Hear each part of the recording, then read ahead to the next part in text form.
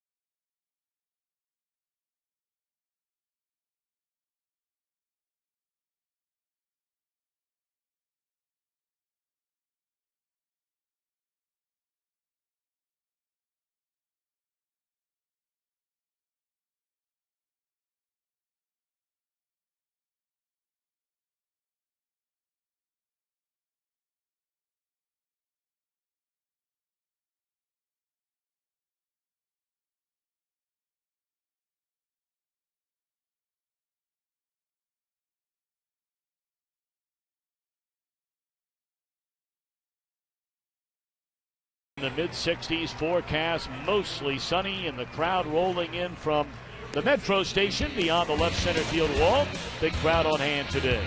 And the Reds lineup under manager Dusty Baker, brought to you by Taco Bell. Sometimes you gotta live Moss. Shin-Soo Choo in center field, Zach Cozart at short, Joey Votto at first base. Middle third of Brandon Phillips, Jay Bruce, and Chris Heisey. A rare start at third base for Jack Hanahan. Devin Mesoraco doing the catching with Ryan Hannigan on the DL. And right-hander Mike Leake, 1-0 record, is on the mound. Our opening pitch brought to you by Budweiser, the official beer of Major League Baseball. Great times are waiting. Grab some Buds. The Reds, for the first time since 1900, have been one hit in back-to-back games and trying to continue that kind of pitching for the Nationals. Today is Dan Herron.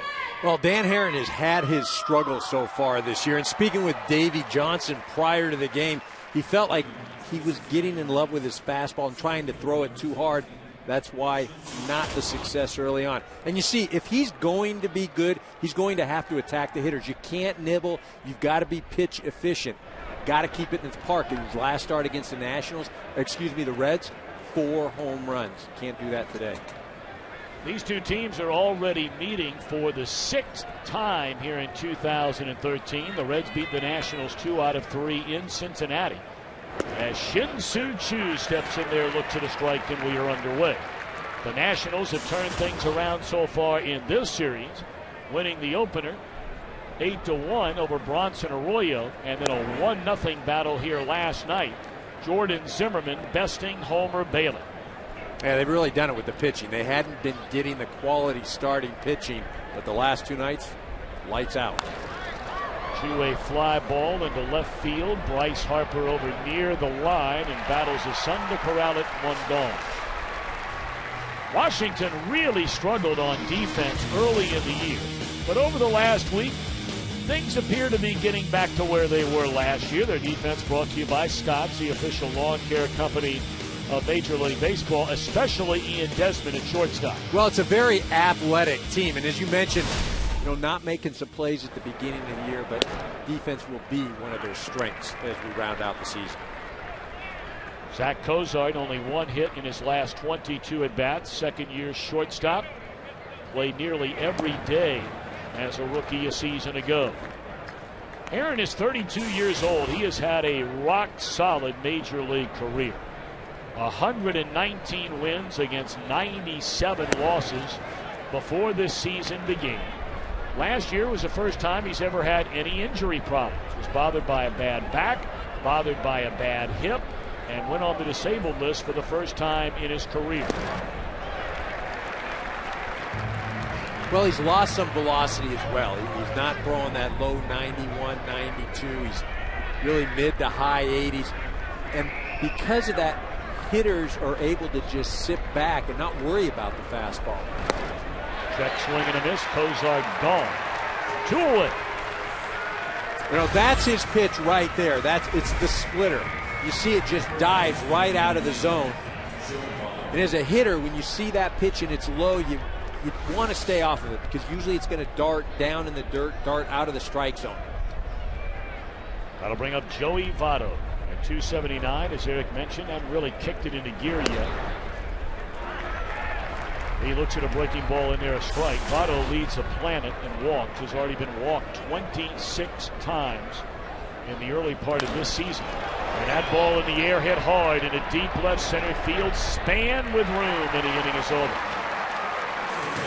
So these very quiet Reds hitters stay that way in the opening frame. A 10-pitch perfect inning for Herron.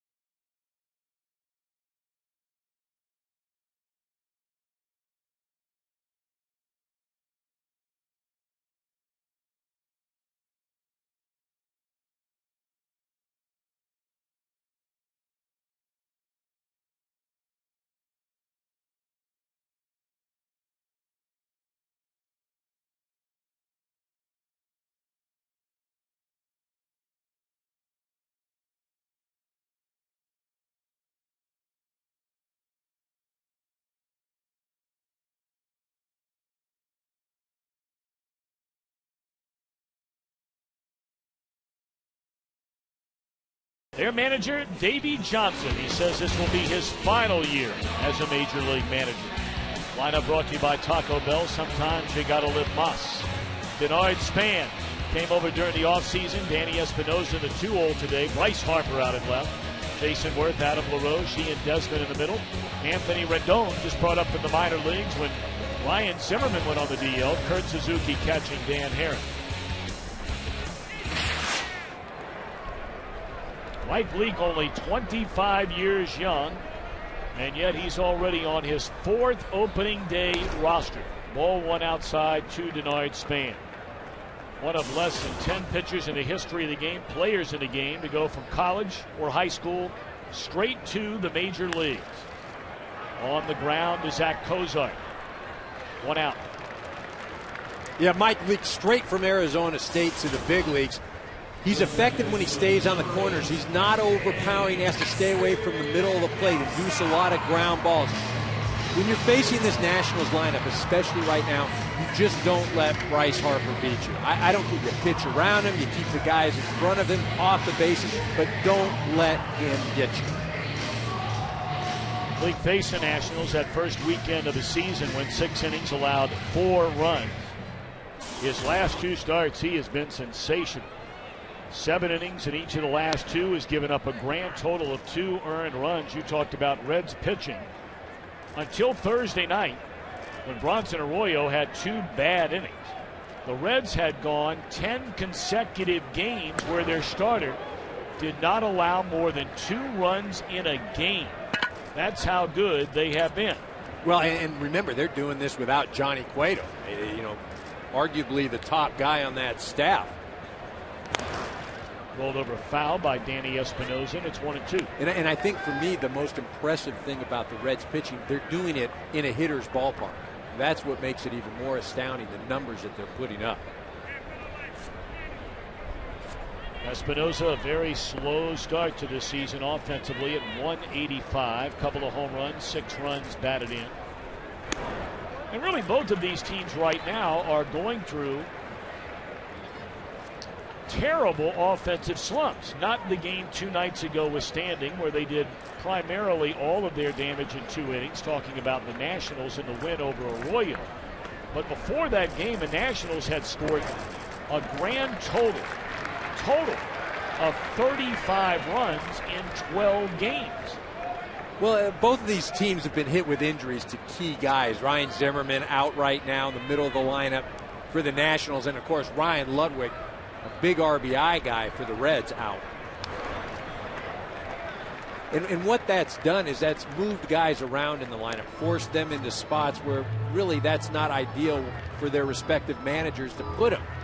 So now they're in different roles. Desmond and Espinosa haven't got going, as you mentioned, for the Nationals. The Reds, they haven't really clicked. The top 2 spots, Shin-Soo Choo has been getting on. That second spot has been vacant. 3-2 the count on Danny Espinosa, and it's taken up and away, ball 4. He's a 1-out base runner. The man who is our ace, helpful player. And the profile brought to you by Ace, the helpful players. How about the start here in 2013? And people forget, tomorrow is the 1-year anniversary when Bryce Harper was brought to the major league. So here's what he's done his first April in the big league.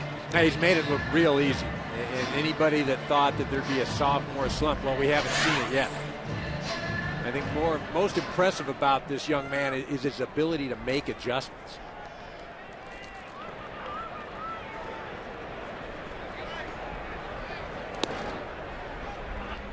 Fastball in there, strike 1 to Harper.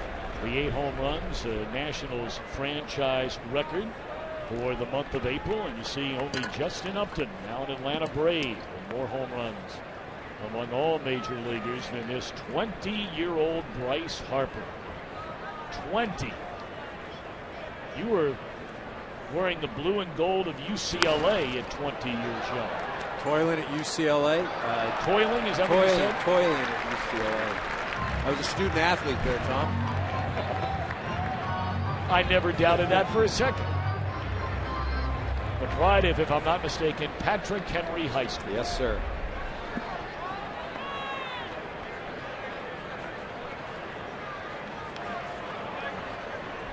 Espinosa, one stolen base attempt, a successful one this year. Leak ahead of Harper at 0-2, and now a ball and 2 strikes. You had some interesting thoughts in our conversation about Bryce Harper with manager Davey Johnson earlier today. When you saw this guy in high school, Davey Johnson saw Bryce Harper when he was 15 years old. Yeah, both talking about just the amount of movement that he has as a hitter. You know, and usually you think when you get into pro ball, that's going to create some difficulty. But as Davey alluded to, he's been doing this his whole life. And he goes up there, he's ready to hit. He stays behind the ball. There is a lot of movement, but it's a smooth movement. It's not a jerky movement. And because he's smooth, he stays comfortable through the ball. But Davey said when he jumps out at the ball, and when he does, he makes a herky-jerky movement. That's when he gets himself into trouble. You watch him when he's going well, it's nice and easy and smooth, although there is movement. 2-2 the count on Harper. Espinosa being held on over there by Votto. He's running, and it's swung on and driven down the left field line on a play.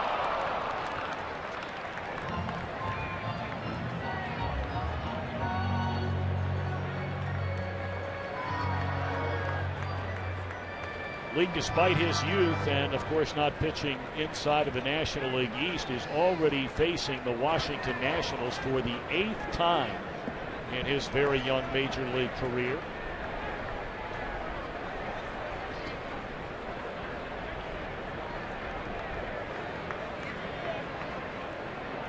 Two and two to Harper. Playable in left field for Heisey. 2 out.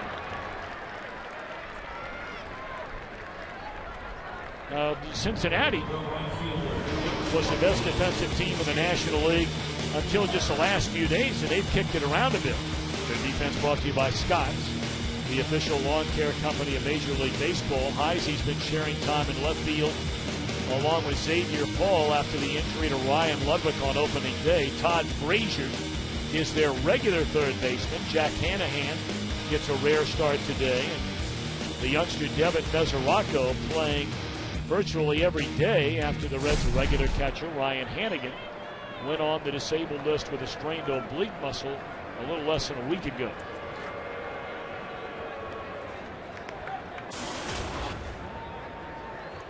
It's interesting, the decision of both of these managers. We talked about all the struggles the Nationals have had on offense, that the Reds have had recently on offense. Dusty Baker has virtually not touched his lineup. In the air, left center field, and Heisey will run it down, the retired Jason Worth and the Nationals. We'll get back to that when we return. We're scoreless at the end of 1.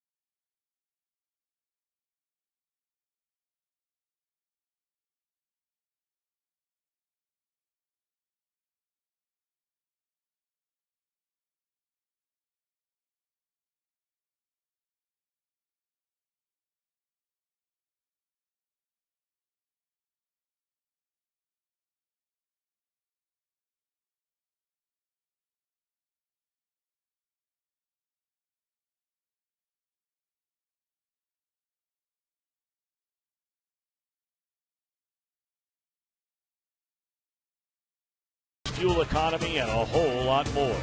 And by Taco Bell, sometimes you gotta live Mas.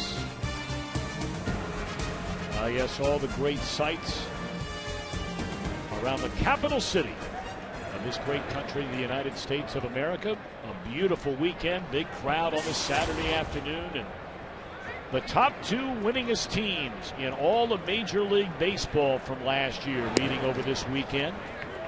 The Nationals won a Major League best 98. Cincinnati won 97. Brandon Phillips against Dan Herron in a scoreless game as we open the second inning.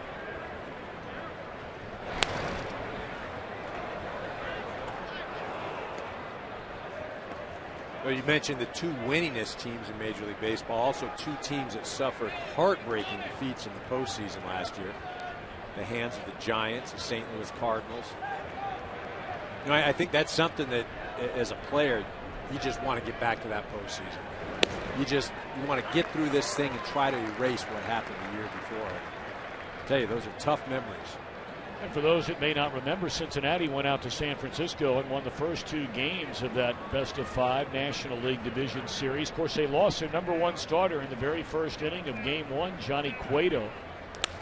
There's a base hit into left field, and the Reds have equaled their hit total from each of the first 2 games of this series. It is a pleasure to be joined, and he's down in the dugout. Third member of our broadcast team today, Mr. Ken Rosenthal. Kenny, how are you? I'm well, Tom, and you mentioned Dan Herron's hip earlier. You remember last November, the Angels nearly traded Herron to the Cubs for Carlos Marmol. Marmol, in fact, announced that the deal was done in his native Dominican Republic, but the Cubs backed out. And there was a lot of talk at the time that they backed out because of Herron's hip. And there was a lot of surprise in the industry when the Nationals later signed Herron to that 1-year, $13 million free agent contract.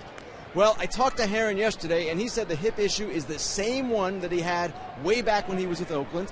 He said it hasn't gotten any better, hasn't gotten any worse, and he pointed out that he has missed only 3 starts in the past 10 years, and that he doesn't plan to miss any this year. I mean, you look at workhorses, and Kenny, thank you very much. You look at guys that would define that term, and it frequently is an overused term. Each of these teams has one of those guys among the best in baseball. Bronson Arroyo for Cincinnati, Dan Herron for the Nationals. Well, and I think each of these staffs can absorb a guy like that. And I say absorb. These 2, whether it's Arroyo or Herron today, they don't have to be a #1 or #2 because these staffs are so deep. Well, Dan Herron, all he has to do, go out and throw, eat up innings. He doesn't have to be the #1 guy. His stuff's not the same as it once was.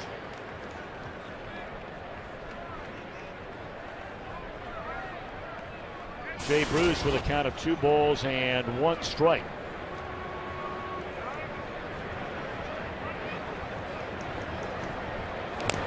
Rolled over foul. Herron 12 wins against 13 losses last year, and as we mentioned, the first time ever he went on the disabled list. He basically replaces Edwin Jackson, who was a veteran presence inside this Nationals rotation from a season ago. You look at Zach Greinke, who signed that big contract with the Dodgers during the offseason. Over the last 5 years, Greinke has won 70 games. Well, over the last 5 years, Dan Herron has won 70 games. In foul territory, it's Suzuki. 1 out, 1 on, and we turn our attention now. Mr. Karros, you have been diligently toiling, I believe is the word you used, to come up with our 4 keys to the game. And after toiling, this is what I came up with. The Reds need to be patient at the plate. Again, when you're struggling offensively, you want to get up there and try and just make things happen. Dan Herron is around the plate, not necessarily over the plate. The Nationals, when they score first this year, they are 10-1. So obviously, what do they want to do? Score first. Hit hard but foul by Chris Heisey.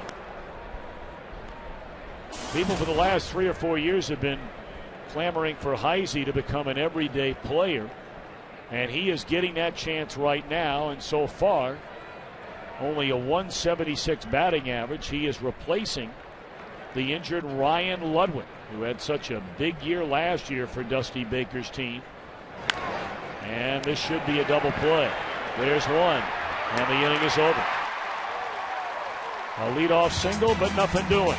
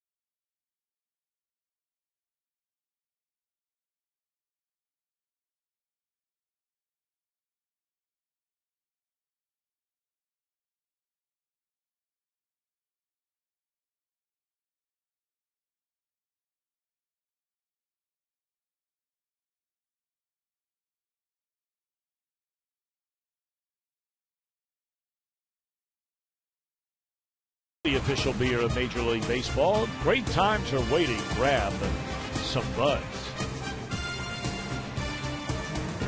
Well, after bouncing into that inning-ending double play, Chris Heisey reaching behind that right knee. Trainer Paul Lessard and manager Dusty Baker came out, and Heisey convinced him that he could stay in the game. Right back to Mike Lee. Boy, you talk about a guy scuffling. That is Adam LaRoche. One pitch, one out. See Heisey hustling down and feels a little tug. That looks like a hamstring area right there. You know, this is a guy that has been struggling, hasn't got a lot of opportunity to get out there every single day, although it's been more proficient this year, and he's not going to come out. When you're struggling, you just do not want to come out, especially when you're getting an opportunity to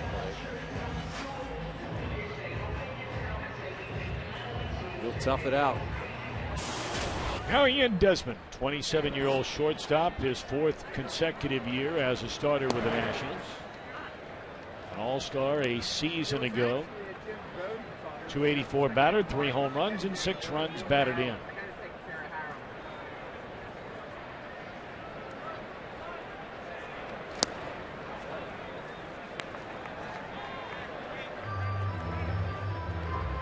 When the week began, the Nationals were swept in a 3-game series here by the St. Louis Cardinals. And at the end of play on Wednesday, they were 1 game under 500. And that was for the very first time since winning 80 and losing 81 to end the 2011 season. Well, you mentioned being that 1 game under 500. You know, their schedule hasn't been really all that difficult. And, you know, granted they played the Reds and Cardinals, but they've had 9 games against the Marlins and White Sox, two teams that have really struggled at the beginning of the year. And that's why this start again, they would have liked to have got off a bit quicker, but yeah, it's interesting, isn't it? We were talking with the manager on the other side, Dusty Baker. Their schedule 7 times against these Nationals, 6 times in their own division against St. Louis, all 6 on the road. They opened the year, you may remember, against the LA Angels of Anaheim. Now, granted, they have struggled, but it was opening day. That was the first series of the year. And the Reds are in the final days of playing for 20 consecutive days and 29 of the 31 days since the season began. So Dusty Baker told us he felt like they're fine, all things considered. There's ball 4, and that's the second walk of the game for Mike Leake. Well, you look at the home road split, and obviously struggling on the road with a 1-7 mark. That's going to change. But as you mentioned, Dusty telling us, I just hope to get out of this month 500. And if I can do that, I think it's a successful month. I put 15, 14 wins on the board. You extrapolate that over the season, that's 90 wins. And he's doing it, again, without Johnny Cueto, without Ryan Ludwig. Sean Marshall's been down. So that's really a heck of an accomplishment if he can pull that off. Ball 1 to Anthony Rendon, I beg your pardon. He's just brought up from the minor leagues when Ryan Zimmerman went on the disabled list. He got starts each of his first 4 games after they brought him up. There's a lot of buildup for this young man and what his future might hold here for the Washington Nationals franchise. There are a lot that feel he's not quite ready for big league pitching, but that remains, of course, to be seen. Nationals are missing not only Zimmerman, one of their really pillars of this franchise, if you will, for such a young team. You look at that note right there, pretty impressive. Yeah, the kid's got a nice resume. But again, what you're doing is you're asking him to come in, and he's trying to fill a spot. Ryan Zimmerman, who is really a middle of the lineup RBI, cornerstone of this franchise type of guy. He's going to put pressure on himself to do well. He's a young guy. He's trying to acclimate himself to the big leagues. He knows he's going to be here for a finite amount of time. You know, all those variables play into it. Besides that, you're trying to play at the big league level, which is difficult if everything's going great. Rendon, a native of Houston, Texas. This is only his second year of professional baseball. That one's rolled over foul. He signed very late after being drafted in 2011. And so last year he played at 4 different levels inside of the Nationals minor league system. Only played in 43 games and 133 at bats.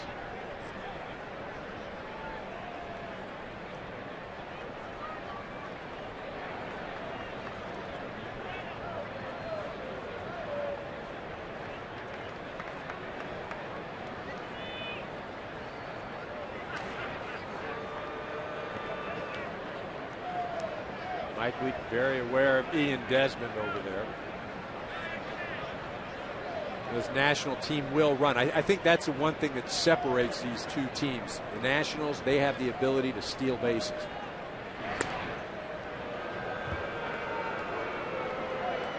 Desmond 3 of 4 in stolen base attempts so far in this young season. We are scoreless in the bottom of the second inning. 1 on, 1 out.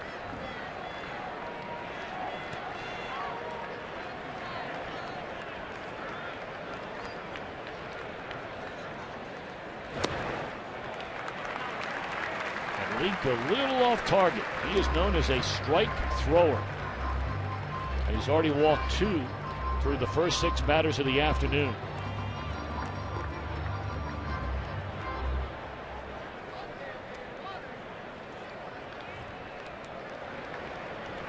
Let's see if Desmond gets started on a 3-2 pitch with 1 out. Leake will look over, and the runner does go, and ball 4. Leake thought that was strike 3. Rob Drake, the home plate umpire today. And that's back-to-back 1-out walks here in the National second. This pitch out, Mike Leake hoping for it to come back and get that corner, but trying to be too fine against really the bottom part of this lineup. Brian Price, considered one of the very best pitching coaches in all of Major League Baseball. Of course, it helps to have this kind of talent that the Reds have on the staff, much like the talent on the National staff. Well, no question. The talent makes the pitching coaches look a lot smarter, but You mentioned Brian Price and Steve McCaddy over on the other side, both excellent in their own right. They've done a wonderful job keeping the egos in check, directing guys through when they struggle.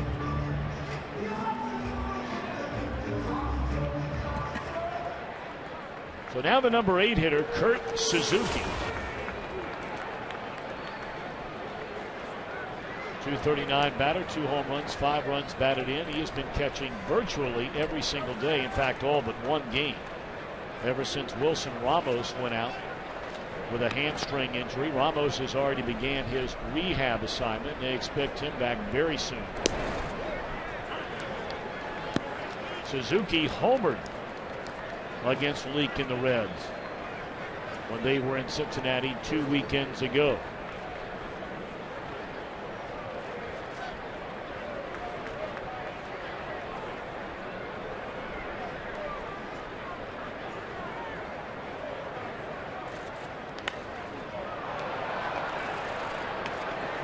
Foul ground, and Hanahan puts a glove on it, out number 2. And right now it's time for the Lowe's Never Stop Improving game break. Tom, the Braves and Tigers playing in the 19th annual Negro Leagues tribute game, and Johnny Peralta liking the old retro threads so far. 2-run home run to put the Tigers up 2-0 early. Braves have lost 5 of their last 7. Let's go back to you and Eric. Our buddy Matt Veskers. There he is. Appreciate it. Absolutely. You guys are hanging out pretty much on a weekly basis. 2 on for the pitcher, Dan Herron. And there's ball 1 up and away. Herron, 1 of 7 as a batter this season, has 1 hit, a double. Look at that OPS, though, Tom. 429. OPS again. The amount of times the hitter reaches base. So a walk would be the same thing as a hit. You combine that with the slugging percentage. That's total bases you get. A double is 2. You combine those 2, and what do you have? OPS. A lot of those numbers, many 429 is not good, by the way, just for you. No, it is not good. Just using that, though, to help you out at home. You know, for a lot of us, and I'm certainly included in this group, learning more and more about some of these numbers, but you always have to base it on something. So, you know, career-wise, OPS, the Babe. For a single season, Barry Bonds. Last year, the overall major league leader, the Triple Crown winner, Miguel Cabrera, and the major league average so far this year, you see at the bottom, at .712.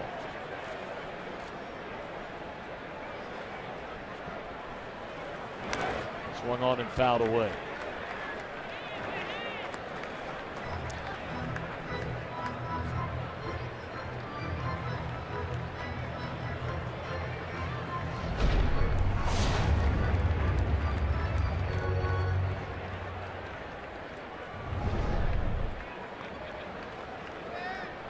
A pair of walks in the inning to Ian Desmond and Anthony Rendon.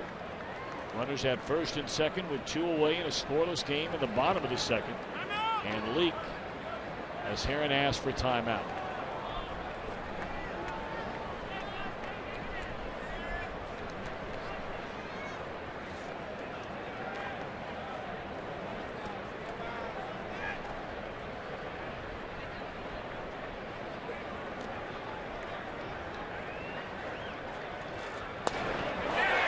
How about that? He dumps it into right field, a base hit. And that will bring in the game's first run. So the walks do indeed come back to hurt Leake. And then he allows a base hit to Dan Herron.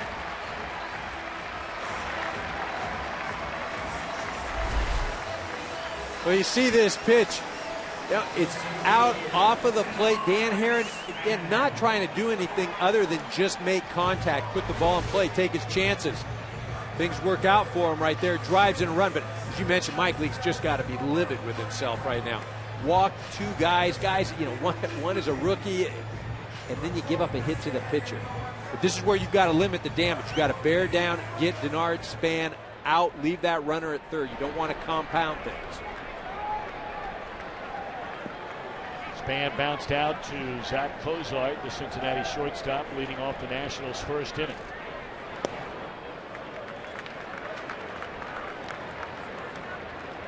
And clearly Leake is still searching for his command here today.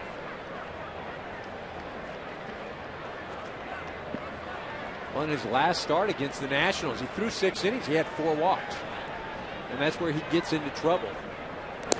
He tries to be too fine, tries to nibble. I get it when you're going against Bryce Harper or Jason Worth, but you can't be doing that when you get to the bottom part of the lineup.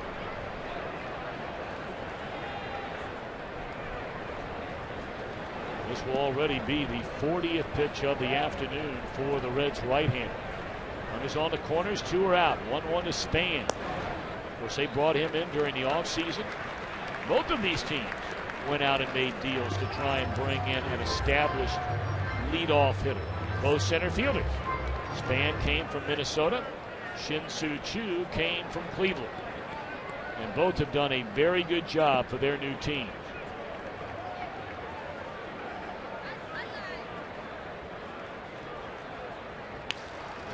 Two and two. You brought up earlier about Washington getting on the board first in their record when they do so. Generally, the major league average is a little over 67% of the time you score first, you win. But look what these teams are doing, including Washington. Yeah, and you look at Washington doing it over 90% of the time right now. That's really a reflection of their pitching, the ability Davey Johnson has with the bullpen to shorten the game.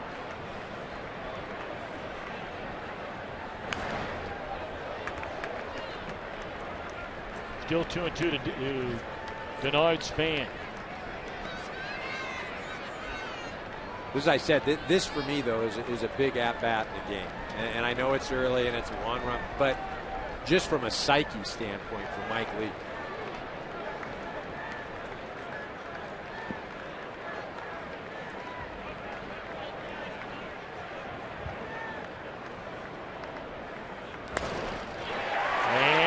A base hit into center field, so both of the walks come home to score on 2-out hits from Herron and now Span, and it's 2-0 Nationals.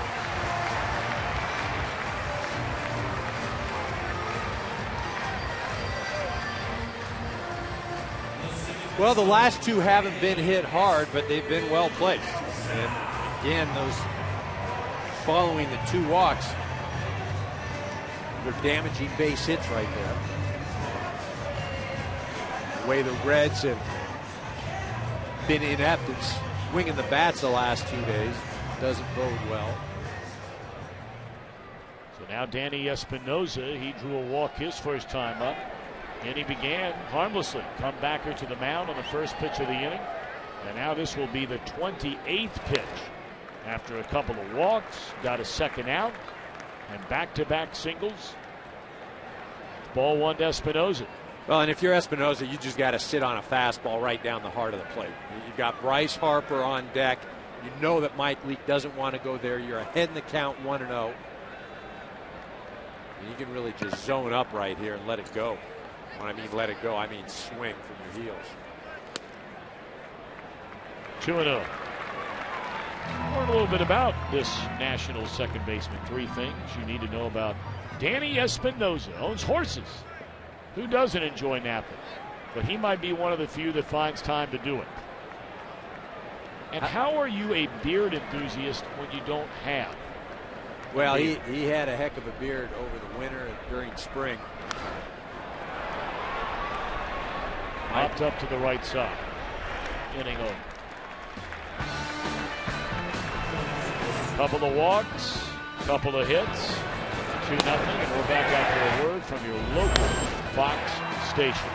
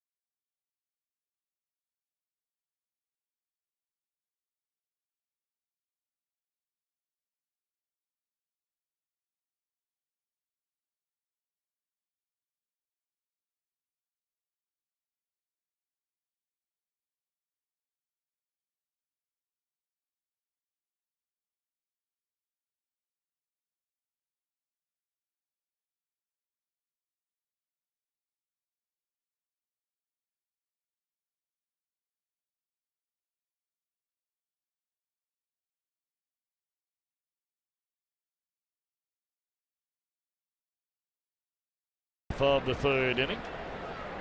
It'll be the latter third in the Cincinnati batting order against Dan Heron. It starts with Jack Hanahan. Ken Rosenthal, any update on Chris Heisey? Yes, Tom, I asked Chris how he was doing as he came off the field, and he sort of grimaced and said, "We'll see." And then he went into the clubhouse with trainer Paul Lassard. It appears to be his quad. We'll update you more as the day goes on. All right, Kenny, thank you very much. Bouncing ball to the right side. This will be out number 1 for Heron. And delighted to have Ryan Zimmerman. How you guys doing? How you doing? A first round draft pick, 4th overall back in 05. You were born here in D.C. You grew up in Virginia Beach. And, you were here the first year the team moved into Washington, their first year in 2005. You have to look back sometimes and be amazed at the way this whole thing has changed. Am I right on that? Yeah, and, the first couple of years, you're just so happy to be here. You don't really care where you are or who you're playing on. I mean, obviously you want to win, but you're just so thrilled to be in the big leagues. And then as you sort of settle in, and losing's no fun. And I think we've come a long way, this organization, from the top to the bottom. And, we're a first-class organization now that not only is going to be good this year, but I think they've built us to be good for a long, long time. Well, I think another thing that is no fun is being on the disabled list. Let's hear a little bit about the timetable, what you got going. Everything's going great. I think the hamstring, it was a very minor thing, but they just didn't want it to keep happening, every 2-3 weeks, and that's no way to go through a season. So they wanted to get it out of here now in April, and if everything continues to go like it is right now, I'll play some rehab games on Tuesday and Wednesday and meet the team in Pittsburgh on Friday and be ready to go. 3-1 to count on Cincinnati catcher Devin Mesoraco. And there's strike 2. Ryan, you watch this team get off to, it hasn't been an exciting start. You just really haven't caught fire yet. What is it that you think will get this team going? Well, I think at the beginning of the year we just weren't playing great baseball. Our defense wasn't helping our pitchers out, and then when we made some errors, our pitchers weren't making pitches to get out of it. And, when things are going bad, that's just kind of how it goes. And that's part of the game. It's going to happen, once or twice during the year. And whenever it happens at the beginning of the year, media and everyone decides to panic. And I think that's the best thing about this team and this group of guys is there is no panic. Whether we win, go 15-5 in 20 games or go, 10-10 like we did, it's the same team every day. And, at the end of the season, the long season that we have ahead of us, I think that's what's going to, make this team so good. This is Davey's last year, Davey Johnson, manager. What's it like playing for Davey?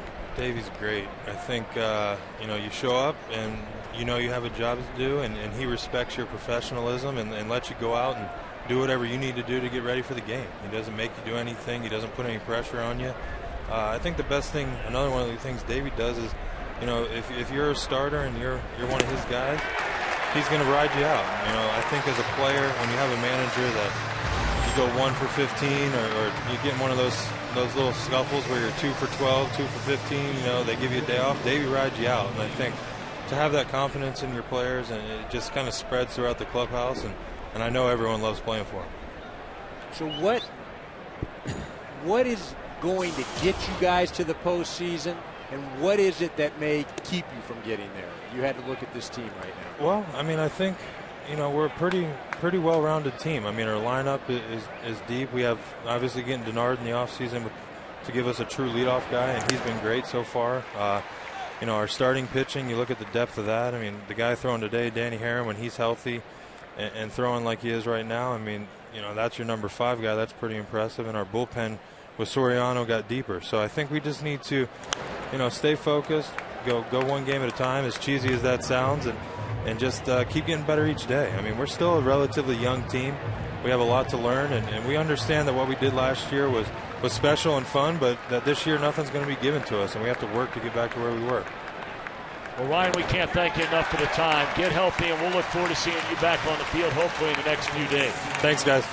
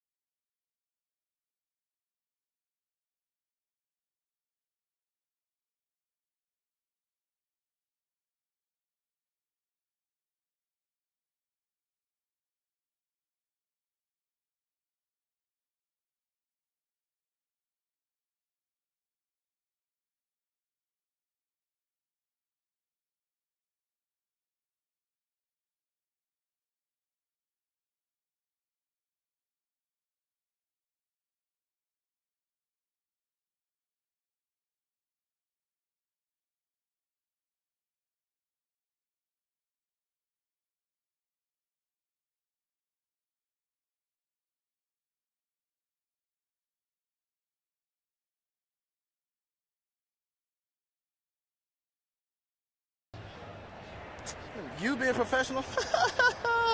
It must be a TV.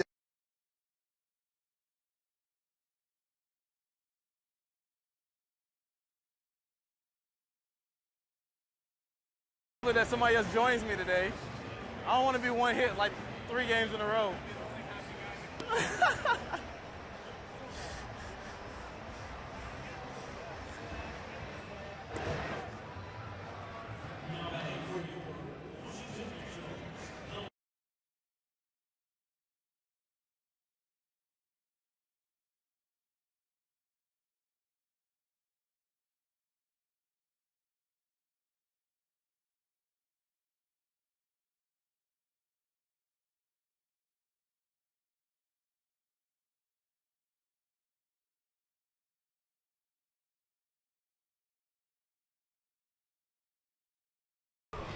Saying we'll see after injuring his quad. Trying to leg out a ground ball back in the 2nd inning. So Xavier Paul, the one-time Washington Nationals outfielder, will take over in left field. First pitch swinging, base hit into left field by Bryce Harper. Nationals with a 2-0 lead, and they have the leadoff man aboard against Mike Leake here in the 3rd.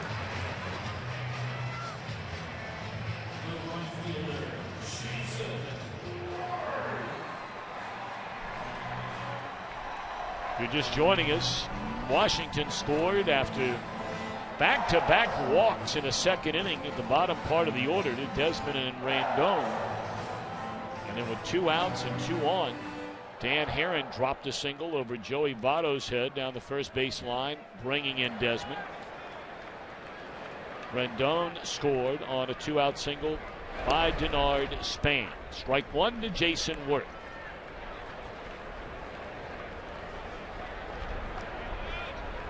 Worth has been moved around in his batting order. We brought up earlier, that's the one thing Davey Johnson has done going back to the start of this series, is juggle his lineup, trying to find the right mix to get something going offensively.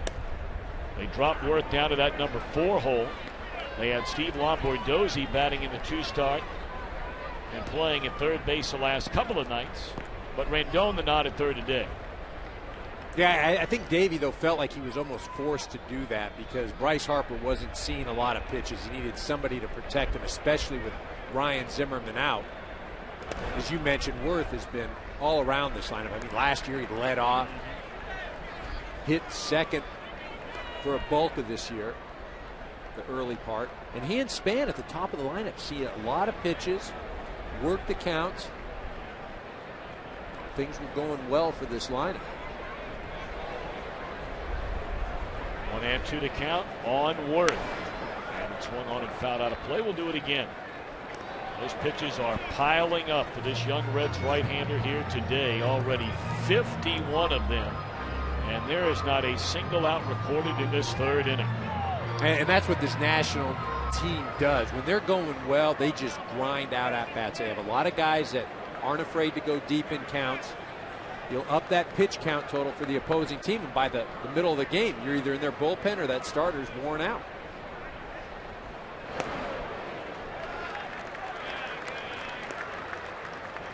I mean, that's one of the things last night Jordan Zimmerman did so well against the Reds. Just pitch efficient. And again today, the Reds up there swinging. Dan Herron, a little over 30, 35 pitches through 3 innings. 2-2 to Worth. Harper a big lead and a quick throw over there. Able to dive back ahead of the tag of Votto. Harper 1 of 2 stolen base attempts on the year. Very aggressive player, not just runner but player.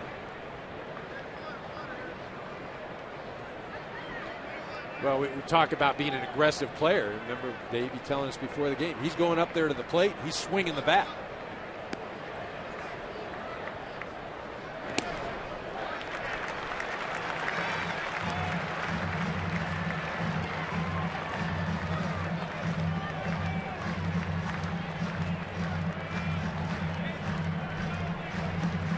Seven of the 13 batters so far that Leake has faced today have gone 5 or more pitches in there and back. And this would be another. I'd have to send Harper. Not running. Diving play by Cozart. Goes to first, and Worth able to leg it out. From where we are, it looked like Cozart had a better shot at second than he did at first. But, of course, when you're laying on your belly, it's easier said than done. Yeah, I don't think he could get the ball out of his glove. He's having a little trouble, and then he just decides to go to first. Maybe he could turn and get that rotation to throw to second. That's why I would have had Harper running. See Jason Worth a little excited there. So back-to-back hits to begin the Nationals' third, looking to add to a 2-0 lead. And here's Adam LaRoche. He led off the second inning with a one-hopper right back to Leake on the mound.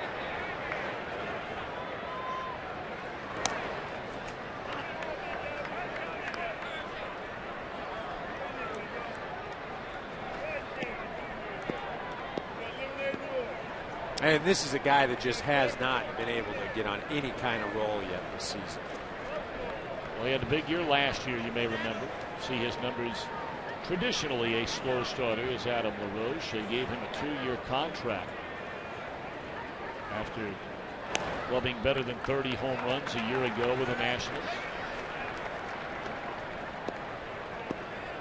Drove in a ton of runs. Good glove man. Just reliable.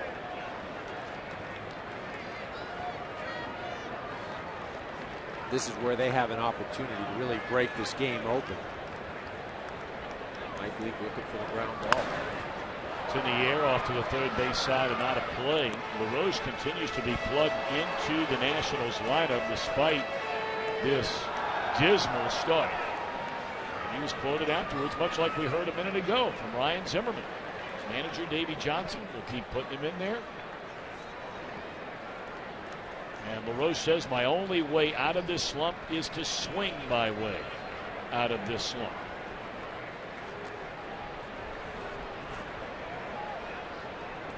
Two on, nobody out. A ball and 2 strikes. Straight up in the air. Ball over near the line, and that's out number 1. Let's check in with our buddy Matt Vasgersian at the MLB Network studios for a game break. Matty. Tom, Braves and Tigers. Freddie Freeman hitting just $133 in 4 games since coming off the DL, but he flukes in an RBI single in Detroit to give the Braves the lead. However, here come the Tigers. Runners at the corners, 1 away, bottom of the third. We'll keep you posted. Back to Tom and Eric. All right, Matt Vasgersian, thank you very much. Here it's a 2-0 Washington Nationals lead. Game 3 of this 4-game weekend series, and delighted you're with us on this Saturday afternoon. Bryce Harper, the runner at second. Jason Worth on at first, and the batter is Ian Desmond with 1 out. And a base hit into center field. They'll wave Harper around. He will score, and it's 3-0 Nationals.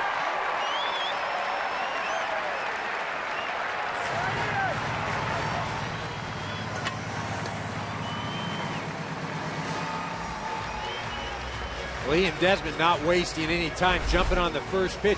Coming into this at-bat right here, 0 for 14 with runners in scoring position with Ian Desmond. You know, and one of the things, it's ironic. He was probably 0 for 14 because he is aggressive in those situations. And pitchers, again, aren't going to throw one right down the middle with runners on. Leake leaves that thing right down the middle of the plate. Desmond swinging, and he finds a hole.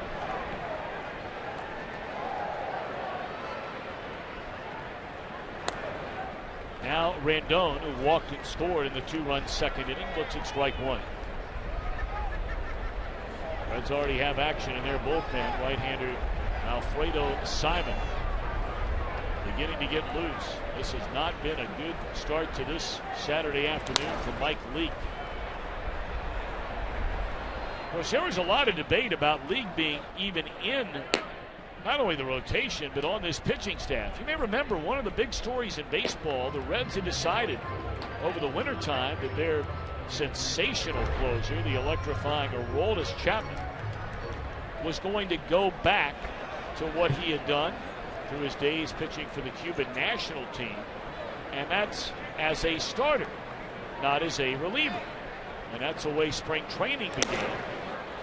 As that strike 3 to Rendon, 2 away in the inning. And if you just do the math and you look at Cueto, won 19 games a year ago. Latos, arguably a number 1A as an ace of this Red staff, an emerging Homer Bailey. And then, of course, the veteran Bronson Arroyo. The odd man out, logically, had Chapman gone into the rotation, was Mike Leake. But then once they got 3/4 of the way through the spring, the Reds felt like the right move to make. A team that feels like it has a chance to contend for a World Series championship was another year with Chapman as its closer.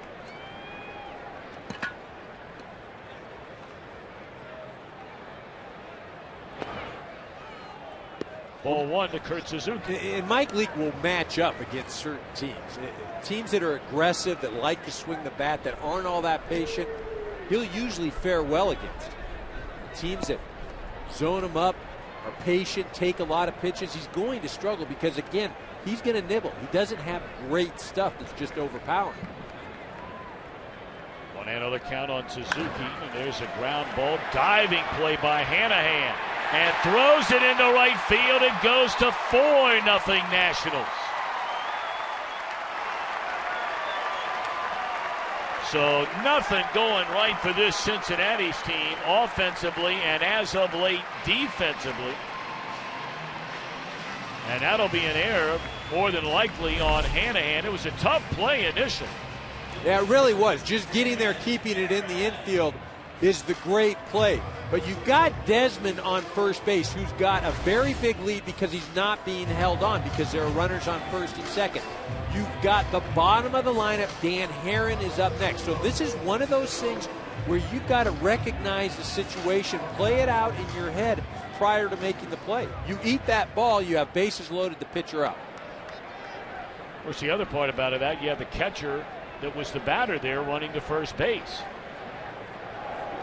That'll be an infield hit and then a throwing error by Hanahan, which allows the run to come in and score.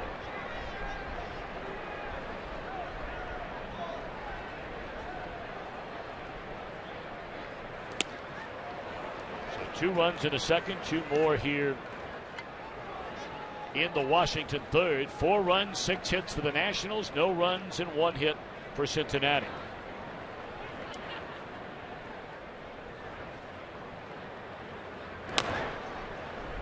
Herron knocked in a run with a single, the first Nationals run of the game, coming with 2 outs an inning ago.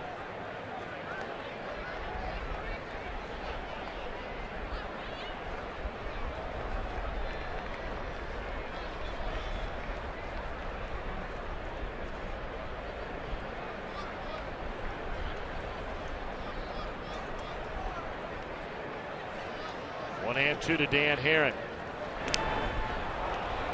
Fouls it away to hang around. Well, you see that graphic up there, 68 pitches. We're not through 3 innings yet. This is exactly what the Nationals do. Watch this, that got all flesh. Upper arm.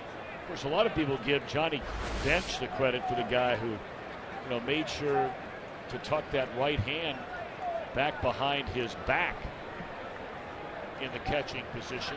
But most will tell you that Randy Hundley was perhaps the guy who did that even a little before Johnny Bench. I mean, it's easy to give a guy who wins 105 Gold Gloves and MVP awards and arguably the best catcher of all time, both offensively and defensively, the credit.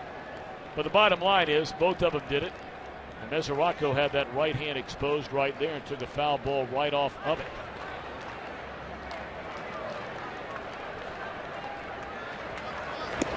Taken up and away.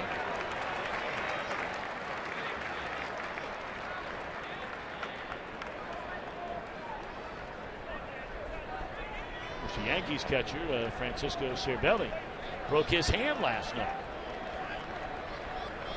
taking a similar pitch off the right hand.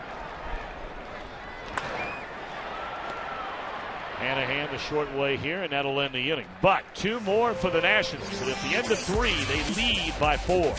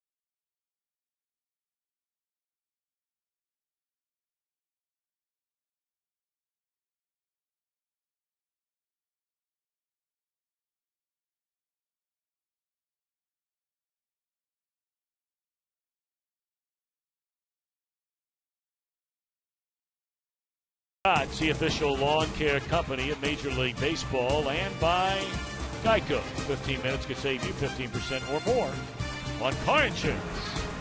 Beautiful look at the Capitol building, just beyond the left field wall.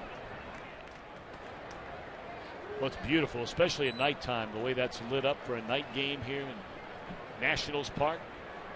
4-0 ball game. The Nationals in front. And the Reds will have the top of the order. Dan Herron has faced a minimum through the front 3 innings, and it starts with Shin-Soo Choo. It's in there, strike. Well, we had Ryan Zimmerman over on the National side, and now kind enough to join us, Reds right-hander Bronson Arroyo.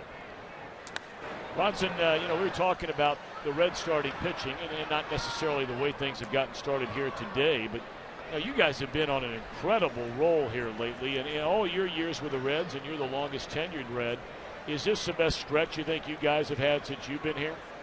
Pretty close.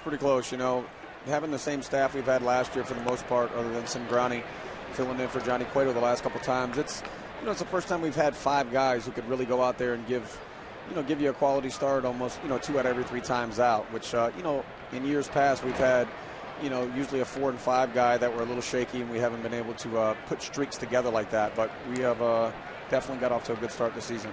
Bronson, we've got a graphic up right now, and I was talking about this earlier today with a number of people, and the model of consistency that you have been.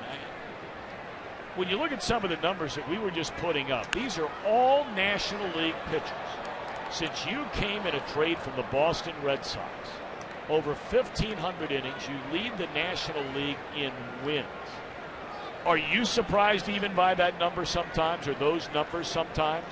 Yeah, a little bit, because I've never been a power guy.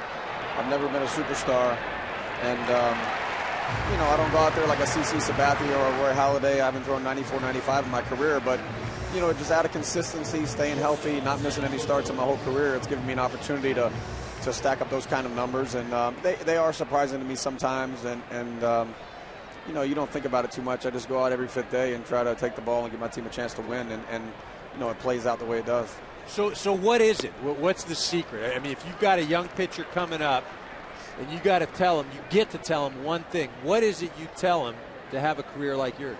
I think the one thing is to have a routine the 4 days in between. You can't just have a sporadic routine where you're missing workouts, and you're not sure of what you're going to do to prepare yourself for that day 5. I think you have to have a very regimented routine, from the massages you get to the different types of supplements you're taking, to your workouts, to your running routine. You've got to have something built that makes you feel good on day 5. And if you have that, you have an opportunity to have a plan. And having that plan, I think you can make adjustments in it, but as long as you have something you're doing all the time, keep the body active and find a way to stay healthy.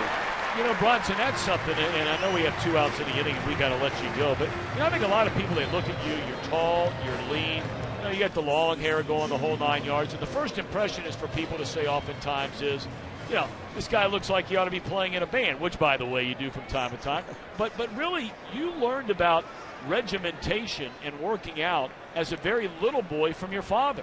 Yeah, definitely. I was in the weight room as a young kid. A lot of people don't know that about me because I'm so thin, and I've been thin my whole career. But, he made me realize that, keeping a chart, keeping a log, not missing workouts any day, no matter what, whether you felt tired or you were playing basketball, whatever it is, we made it a year-round thing to play this game and to understand that it was going to be a grind. And for me, it mentally, it made it able for me to go out there and do what I do every day on a year-to-year basis and not get bored with this game or get to where, the dog days of August come and I feel like I need to be, at home or on a vacation. Well, it's been a real pleasure to watch you. We talk frequently about, it's one thing to watch you guys like Steven Strasburg, and it's not taking anything away from him, but those guys that are throwing, 95, 100 miles an hour, I think there are a lot of people that like to pay money to come out to watch a guy like you pitch. I would imagine you would like watching a guy like you pitch. Yeah, definitely. I think, Greg Maddux was the guy that I loved watching. Obviously, he was so great, probably the best pitcher, maybe the greatest pitcher of all time with the stuff he had. And to watch a guy like that go out day after day, not overpower guys and find a way to put zeros on the board, it's always fun because, the the guys that throw 95 to 100, you know, the Roger Clemens of the game, the Pedro Martinez in their prime, they've always put up good numbers. But for a guy to consistently put up good numbers when you have to outthink guys and pitch on the black, it's definitely, I think, more respectable. Well, Bronson, we can't thank you enough for taking the time. That ball is clobbered down the left field line by Votto. And the Reds have a second hit in this game. That's one more than they've had in each of the last 2 nights. Votto had their only hit in the first game of this series. That was a home run to left field. Bronson, when the offense is struggling like it is, does that change how you approach a hitter when you're out on the mound? Or does it change the way your game plan, or you just go out there and do your thing? Yeah, I think you just go out and try to put a 0 on the board every inning, you know, regardless. Because, you know, you're pitching first and foremost for your team to keep them in the ball game, and obviously you're still pitching for yourself, you know, for a good ERA at the end of the season or whatever it is. So you're trying to find a way to put a 0 on the board. But I think you might tweak it a bit if it got late in the ball game and you haven't scored. You know, like the last couple nights, we don't have hardly any hits. If it's second and third in the 4th inning, you might pitch a bit differently and not say, you know what, I'll give up a run or 2 here and just go ahead and try to ride the rest of the game out. You might really bear down and try to get maybe an extra strikeout, or really try to jam a guy with the infield in and try to throw a guy out at the plate. Will you ever go to a hitter that's struggling and say, hey, look, you know, I see you doing this or you're doing that. Hold on here. There's a base hit in the left field. Here comes a throw from Bryce Harper. It is cut off, and the Reds are on the board. A double by Votto, a single by Phillips, and that makes it a 4-1 game here in the 4th inning. Bronson, get back to that question. Will you ever go to a hitter and not necessarily talk about their mechanics, but from a pitcher's standpoint, say, hey, look, this is how I go after you. This is how guys may be approaching you right now. Just some way to help them out at all? I would do that if they approached me first, to be honest with you. You know, guys are touchy in the game about, you know, stepping on people's toes, and sometimes feelings can get hurt a little bit. So I wouldn't necessarily go up to a guy unless I was really close with him, you know, and he wouldn't take it offensively. But a lot of times, you know, especially guys on our team, you know, we've got a really open-minded ball club. We've got guys who are trying to be aware of what's going on around them. If they are struggling, they might come to a guy like me and ask me, you know, how are these guys beating me? Why are they pitching me in this direction? Do you see anything different? But it doesn't happen a whole lot from pitcher to hitter, just because I think guys have a little bit of pride about what they do, and they don't want to be asking pitchers, you know, how to hit. Have you ever had a hitter come up to you on your team and say something like, hey, look, you got to change this, or maybe even you're tipping pitches or anything? Yeah, guys, once in a while, you know, like I said, the guys that you're close to. You know, I talk with Joey Votto a lot, and he likes to pick everybody's brain, and so sometimes we'll have a little back and forth. And even yesterday, you know, Dusty came up to me and was telling me some things about, you know, that he can remember from Greg Maddux and from Fernando Valenzuela back in the day. Just slowing games down when momentum gets out of control, especially on a ball club that's not swinging the bat so good. So, you know, you can always learn something from the other side for sure. And if you're tipping pitches, like you said, you definitely want to know that. Jay Bruce, the batter, and he takes on the inside corner for the final out. Bronson, great stuff. We appreciate the time. Okay, thanks, guys. All right, Bronson Arroyo with us during the inning. A scoring inning. The first is 17 for the Reds.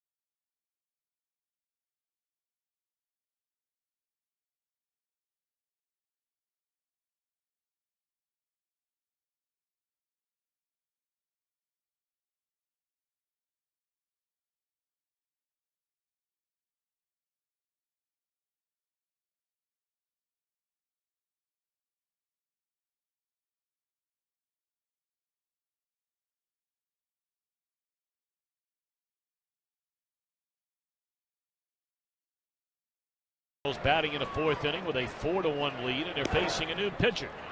Well, what a year this guy had. Claimed on waivers the day before the season opener last year from the Baltimore Orioles. He's had one bad outing this year, inflating that ERA. His right-hander Alfredo Simon. A ball and a strike on Denard Span. 1 of 2, knocked in a run with a single in the second inning. So after back-to-back outstanding starts by Mike Leake, he is kicked around here today, and a lot of the runs it scored his own doing by a pair of walks in that second inning. Well, a pair of walks, the base hit to Dan Herron. You know, those sort of things will come back to get you. They did today.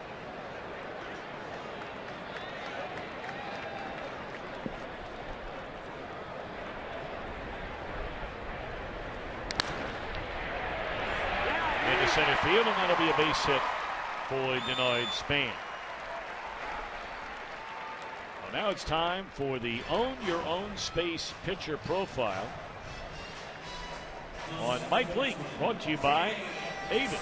See pretty good numbers on the road in his young career coming into this start. Down there at the bottom, the numbers that tell the story in this one. Yeah, a couple of walks as well, 3 walks, and obviously the base hit to Dan Herron got him in a lot of trouble. He let the bottom of the lineup get to him. Red scoring for the first time since the opening game of this series on a Joey Votto home run in the fourth. There's a tapper. Votto picks it up. Throw one way, return. Not going to double up Espinosa, but they cut down Span, 1 away in the inning. Yeah, real nice defensive play there by Votto. Gets it on the short hop and comes in, and you see him make a nice play. His body open, makes a good throw. Simon over there covering, the big man. Joey Votto's worked hard to make himself into a fine defensive player, Gold Glove winner. Remember when he first came up, there was a little question about the defense. With Votto, and it appears Bryce Harper. I mean, there's a reason why these are two special guys. I mean, they are the true definition of quote-unquote grinders, that even though they've been blessed with extraordinary talent, both of them just continue to work to get better every day. Harper fouls it away a strike, and Harper already getting the reputation of a guy who, you know, you can't overplay on defense. He will spray the ball around. Look at these hits by direction. Well, and you know, that spray chart right there where left field, center field, and right fielder look equal. That looks like something that a number 2 or a leadoff guy would have. You know, not a guy that can drive the ball out of the park, a guy with as much power as anybody in baseball. But that's what makes him such a great hitter. You can't really attack a certain spot because he'll use any part of the field. We saw earlier in the game, base hit to left field. You know, a story about Harper over the wintertime, I mean, it's just mind-boggling.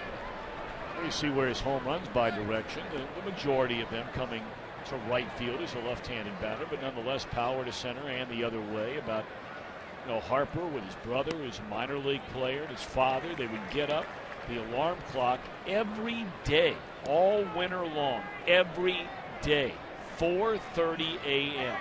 in the gym by 5 minutes after 5. But you got to want to do it, and that's the thing that separates. There's a lot of people that. That ball clobbered into right field and put another one of those on the board.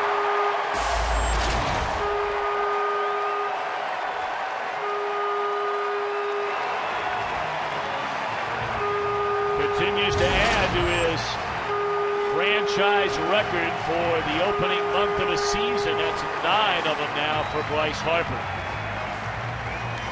So we see earlier in the game the base hit to left field. This one off-speed pitch. Where does he go with it? Into the bullpen.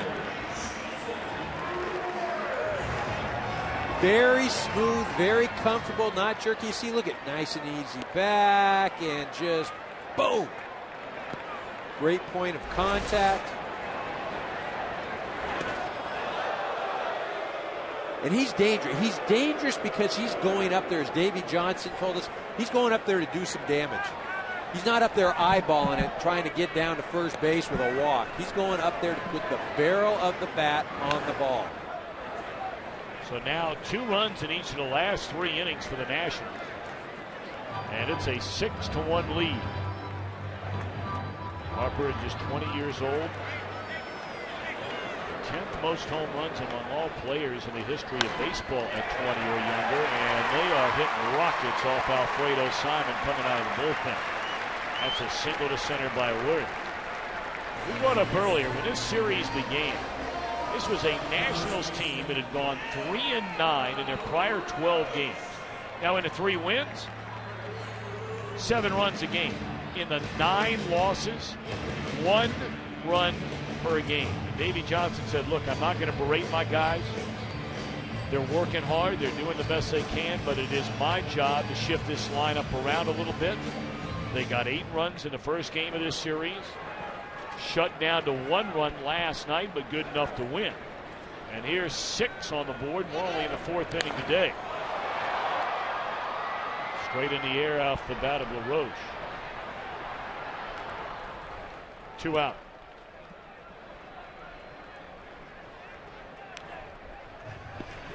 I'd like to remind you tonight on Fox, just down the road in Richmond, Virginia. Richmond International Speedway. Defending champion Kyle Busch tries to defend his title and get his 3rd win of this year. Fox Sports exclusive coverage of the Toyota Owners 400 begins tonight at 7 p.m. Eastern Time. If you didn't have to catch a flight back to your hometown, Eric, I thought maybe you might make a, we jump in a car together, make a little drive down to Richmond, Virginia. Check it out tonight. Big leaguer like yourself might be able to helicopter us into that baby. Well, I've got Wi-Fi on my flight tonight, so I'm going to catch that on. Very nice. On the tube. Very nice.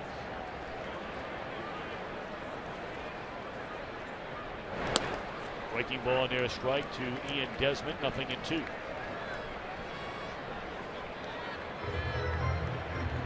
You talk about this offense awakening the last couple of days of the Nationals. I think part of it also has to do with the starting pitching they've been getting. And how that correlates is they're keeping the other team down. They're not playing catch up, not trying to force things, because the starting pitching has struggled as of late for the Nationals. They haven't been going deep. They get into the bullpen. What that does is the offense will feel like you're playing catch up, trying to force things to happen.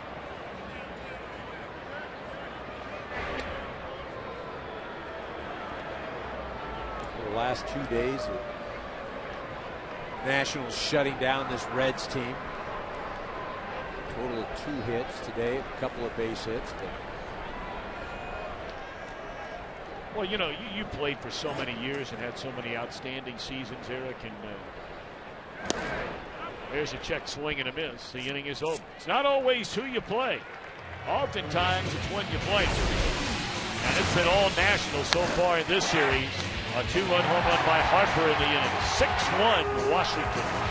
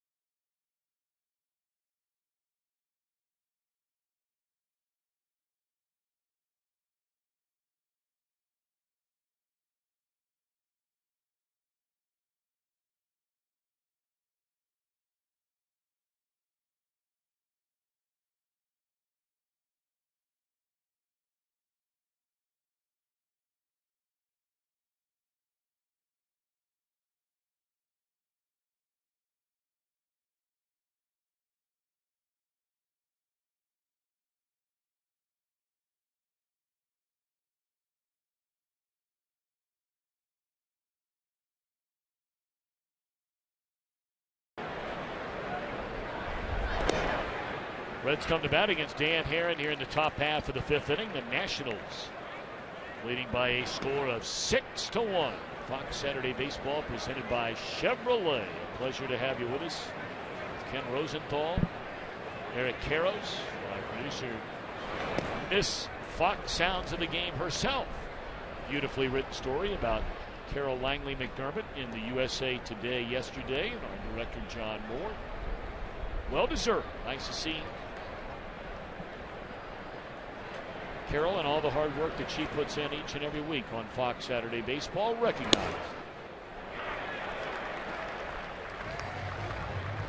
She was walking around handing everybody a copy of that article at Nationals Ballpark here yesterday. That is a joke. Xavier Paul batting for the first time since he replaced Chris Heisey, who left with an injury. And for the Reds, Ken Rosenthal, you know, obviously you don't want any player hurt, but with Ryan Ludwig already down, that would not be good news if Heisey would happen to miss any time at all. Not at all, and it's going to raise the natural question, Tom. What about Billy Hamilton, the kid who stole 155 bases in the minor leagues last season? Well, it's probably unlikely. In fact, it's highly unlikely the Reds would bring him up. He's learning a new position, center field this season, and he really is not yet ready from a hitting perspective. Less than 300 plate appearances above AAA and struggling right now at AAA.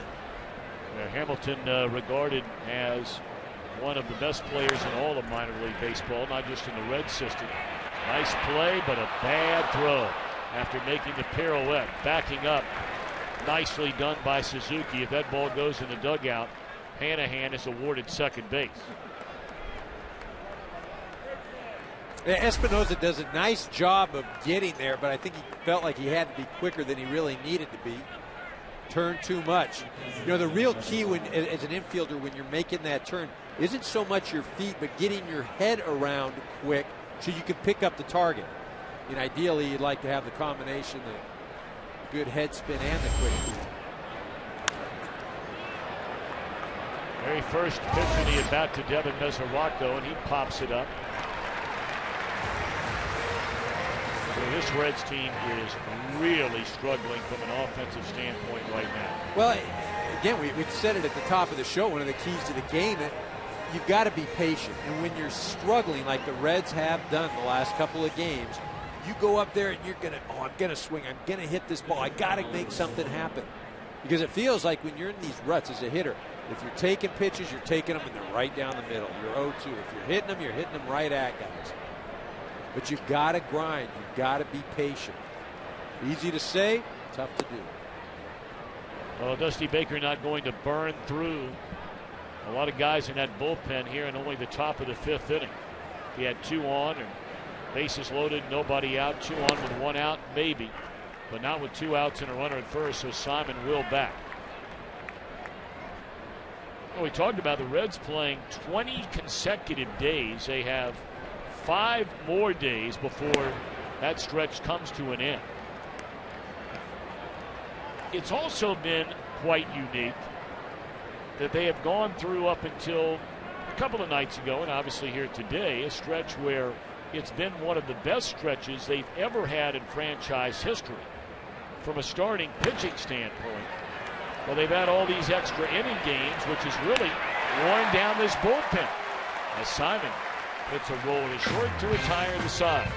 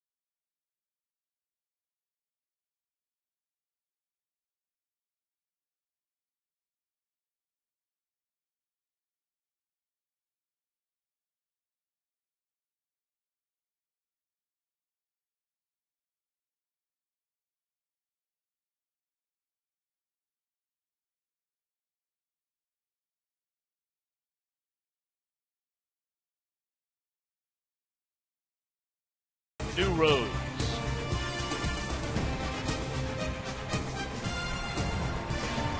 Ah, yes, all the goodies around the ballpark. Lady with the ice cream cone there before, the cotton candy. They have some good gelato here. They've got some great hamburger places. They got a Shake Shack out in right field. Really? I didn't know that. Yes, they do. I have to come over here tomorrow before the game gets started. That's good stuff. Anthony Rendon to lead things off. Ladder third in the Nationals' 5th inning, holding a 6-1 lead. That one hit down the left field line and out of play. Alfredo Simon on relief of Mike Leake, who allowed 4 runs, 3 earned in 3 innings today. Bryce Harper hit a 2-run home run off Simon in the 4th.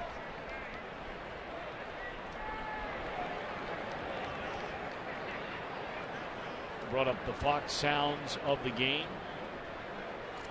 just a few moments ago, and I tell you, if there's one go-to guy in Major League Baseball today to wear a microphone, it's that man right there, Brandon Phillips. One of the great personalities, fun guys to be around in this game. Great player and extremely cooperative. Anytime we ask him about wearing a microphone to bring you inside the game. And we'll listen in on some of his chatter throughout the afternoon right after Mr. Rendon.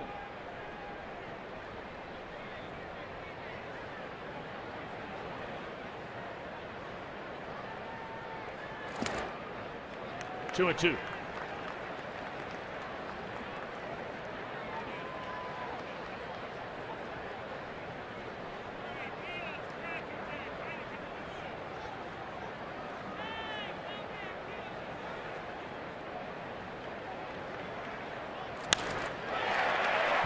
Shot in the right center field. That'll be a base hit by Rendon. And that's a 10th hit for the Nationals. And here's Brandon Phillips, our Fox sounds of the game. What's the mic for?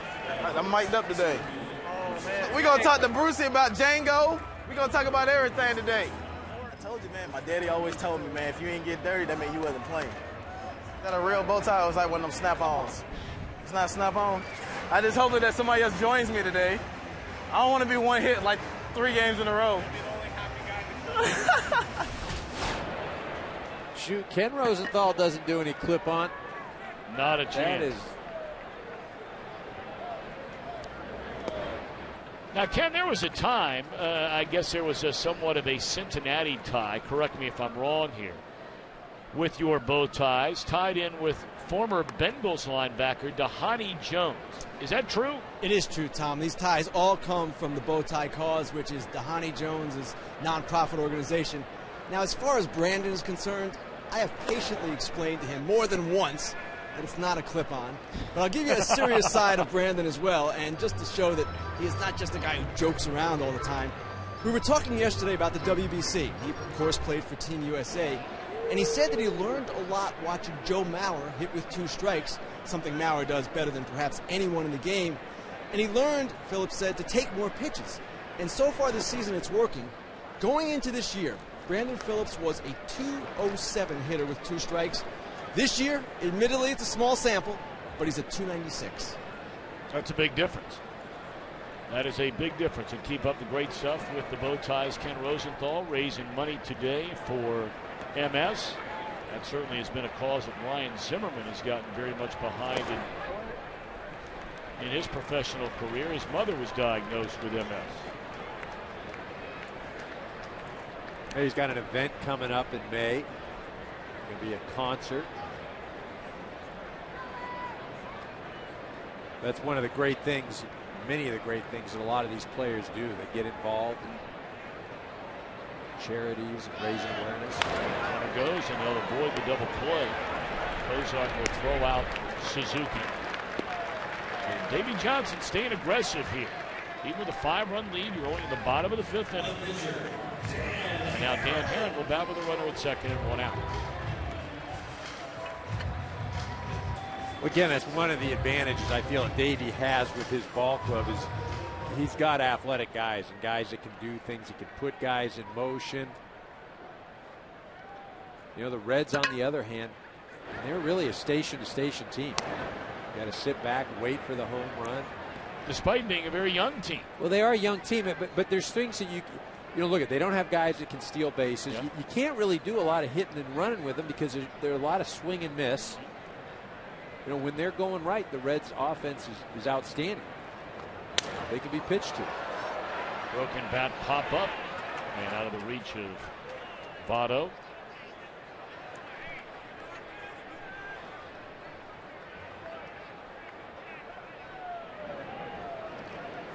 Major League Baseball and People magazine are looking to salute our nation's veterans and military service members. 30 vets and military service members, one to represent each Major League Baseball team, will be recognized at this year's Major League All-Star Game in New York City. If you would like to nominate someone, and please do, go to tributeforheroes, all one word, .com.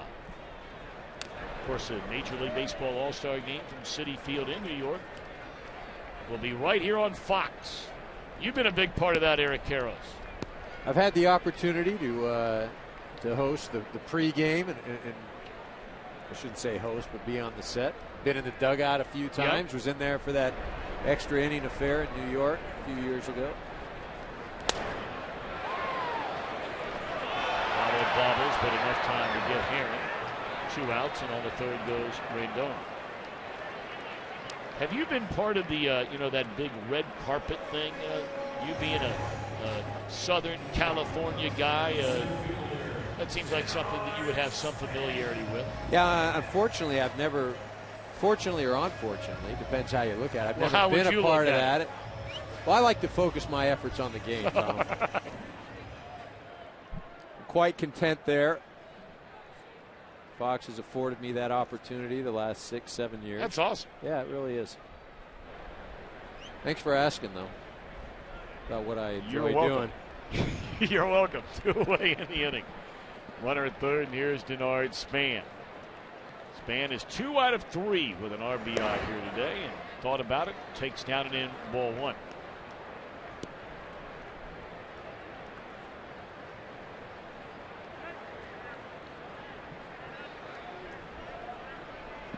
Nationals with a 6-1 lead. We're in the bottom of the 5th inning. Right as Simon went into his windup, Span asked for timeout. And granted timeout. Yeah, that I was surprised he was granted because, as you mentioned, Simon had started his windup.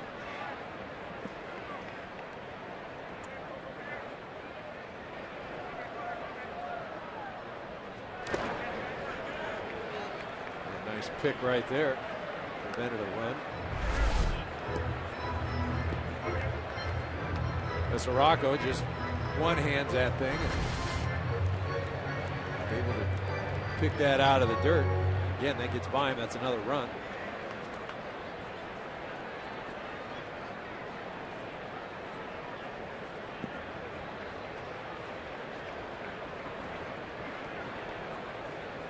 Two and oh, pitch is in there, a strike.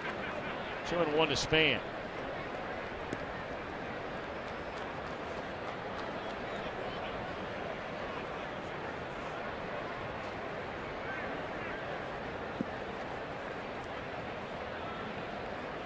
Simon okays a sign with Mesoraco, a glance at Rendon, and that one is in the air, short center, and that's all in the Nationals' 5th. First time they have not scored in an inning since the 1st.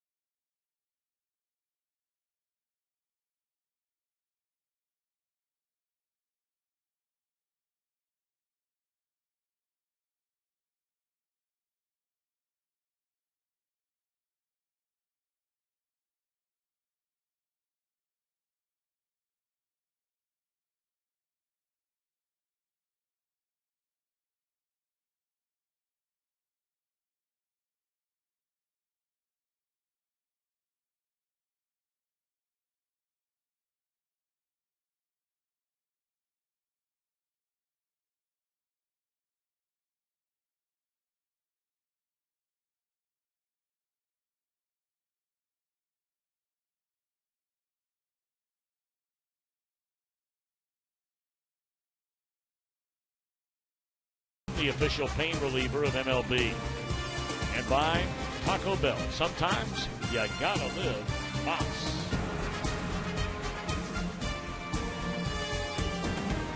Lincoln Memorial here in Washington, D.C., the District of Columbia. Top of the order for the Reds. Dan Herron has not worked more than 5 innings in any of his starts as a National, 4 of them prior to today. Has only allowed 1 run and 4 hits to this slumping Cincinnati offensive club.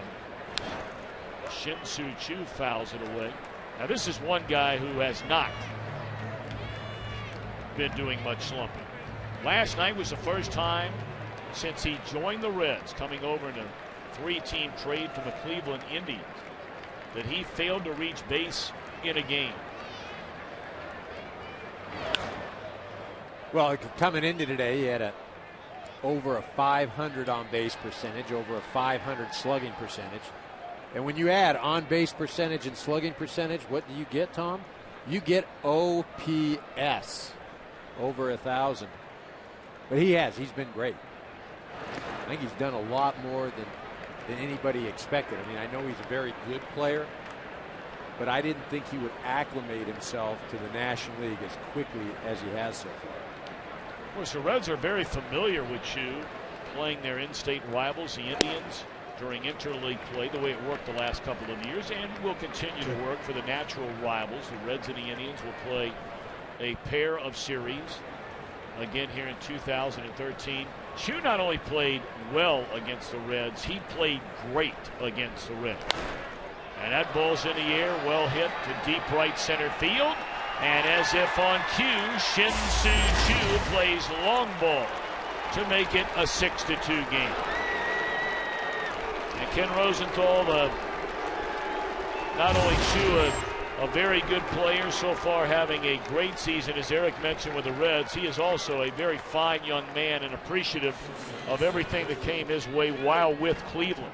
You're absolutely right, Tom. And Eric, I want you to tell me if you have ever heard of anything like this. When Choo was traded from the Indians to the Reds, he wrote a moving farewell note to Indians GM Chris Antonetti. He thanked Antonetti for the opportunity that Cleveland gave him. He said that he felt badly when the Indians were losing because he could see the emotional strain on Antonetti's face. And finally, he thought that the Indians were headed for great things, he said, because of Antonetti's leadership. And I asked Antonetti about this, and he was taken aback by the note. He said it was very heartfelt, very thoughtful, and deeply appreciated. No, and I think you're right. I mean, usually when you get traded, it's, you're not thanking the GM. You're usually ticked off. It's not a letter of gratitude. But I had a chance to speak with him yesterday, and he's very much from the same cloth as another fellow Korean, Chan-Ho Park, who I played alongside the Dodgers. And one of the things that really I admire most is he's acclimated himself to American culture. He's learned English. And besides just being an excellent ball player, he is just a solid guy. Base hit into center field by Kozak for Choo, his 4th home run of this season. He gets that fastball middle in.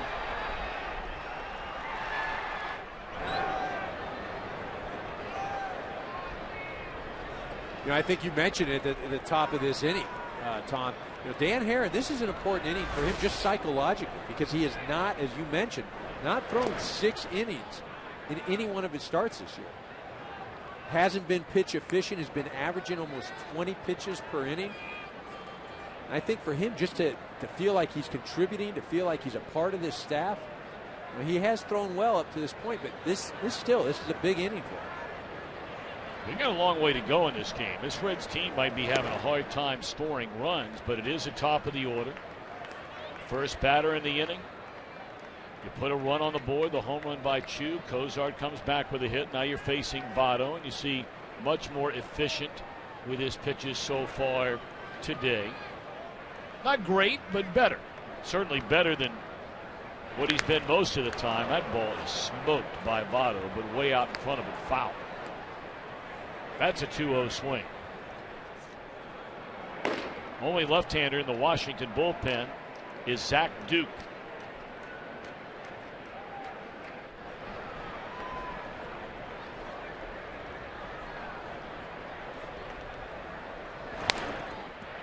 2-2 to Votto, who doubled and scored in the 4th inning.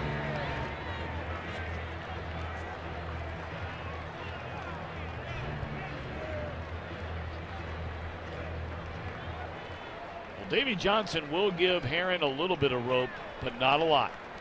There you see, not a single batter retired after the 5th inning. And he's faced 2 hitters here in the 6th inning, and they've homered and singled.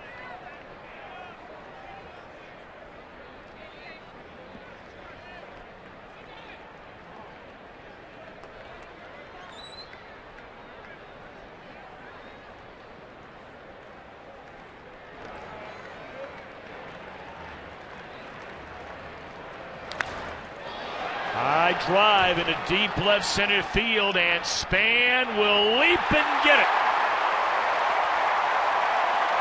Votto just missing a 2-run home run on a fine play made by Denard Span.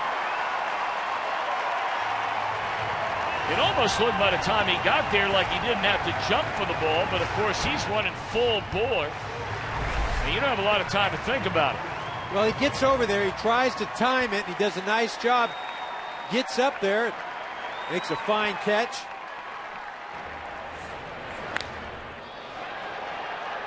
Joey Votto hoping that thing carries about 380, goes about 375. That's a huge catch right there, because you've got second and third at least, maybe a 6-3 ball game with a runner on second. Got Phillips and Bruce coming to the play. You see Steve McCaddy out there. Encouraging, words of encouragement. Dan Herron. Well, with that out officially, this is Herron's longest effort since joining his new team, the Washington Nationals.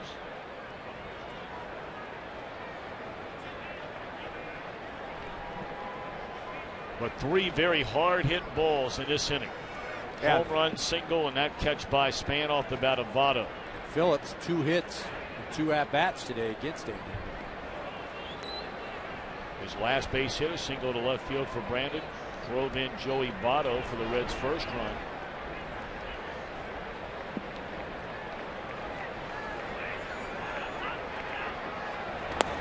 Strike 1.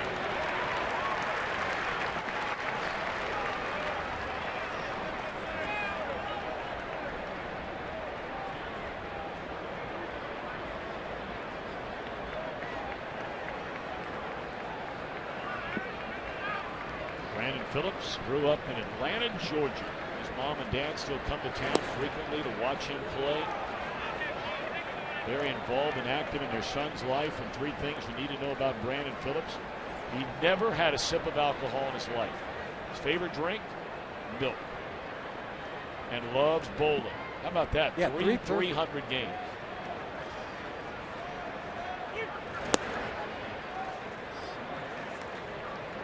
I mean, it's no wonder, you know, of that old adage about the apple falling from the tree. Well, his mom and dad, they've been married, I guess, close to 40 years now, and they are just absolutely delightful people. Always a smile on their face. Always a lot of fun to be around. And this should be a double play to end the inning. A home run by Chu. But then Herron gets down to business. His longest outing as a National. And he's got a 4-run lead. Bryce Harper due up second when the Nationals bat in the 6th.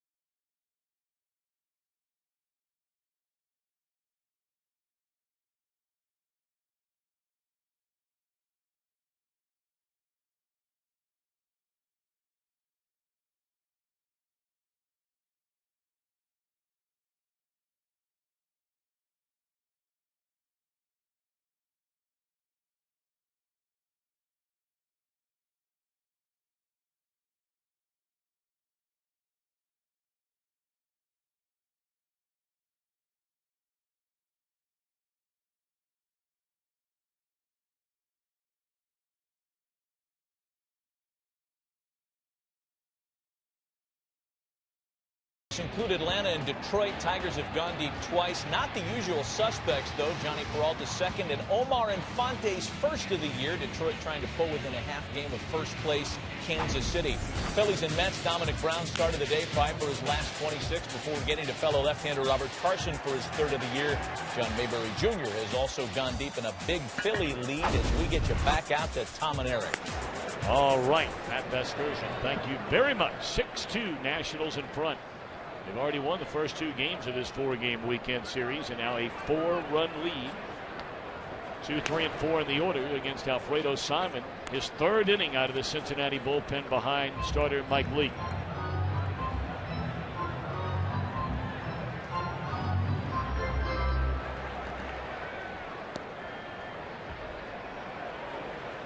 Nationals have also not only won games each of the last 2 days, they've picked up 2 games in the standings. And a lot of people say, well, why in the world are you paying attention in the month of April? When you get off to the kind of start Atlanta got off to, and they've really cooled off, as Matt Vasgersian told you a moment ago.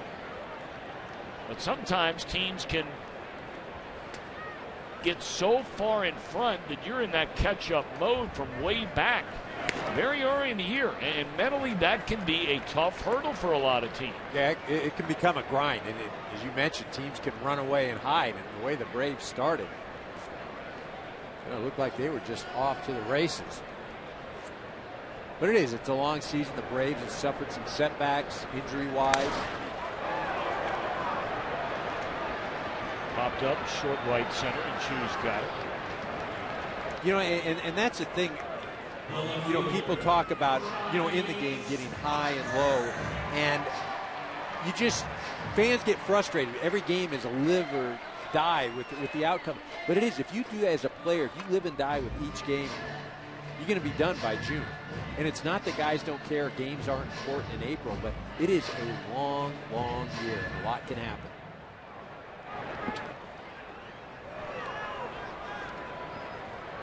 Harper, a couple of hits, including a 2-run home run. We mentioned he has set the Washington Nationals month of April record for both home runs and now runs batted in. 9 home runs and 18 RBIs for Bryce Harper.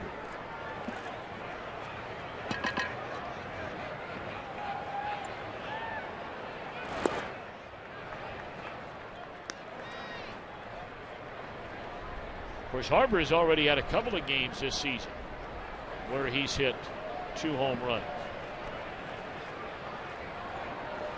Already with 1 on the board here today. 1-1 from Simon. A breaking ball misses up and away. Zach Duke continues to throw in the Washington bullpen. Reds have 3 left-handed batters coming up in the 7th inning. So with Zach continuing to throw, that would lead one to believe he's coming into this game. 3-1 to Harper. You can bet right now if Harper sees a fastball here, he is going to just let it fly. Just absolutely come out of his shoes.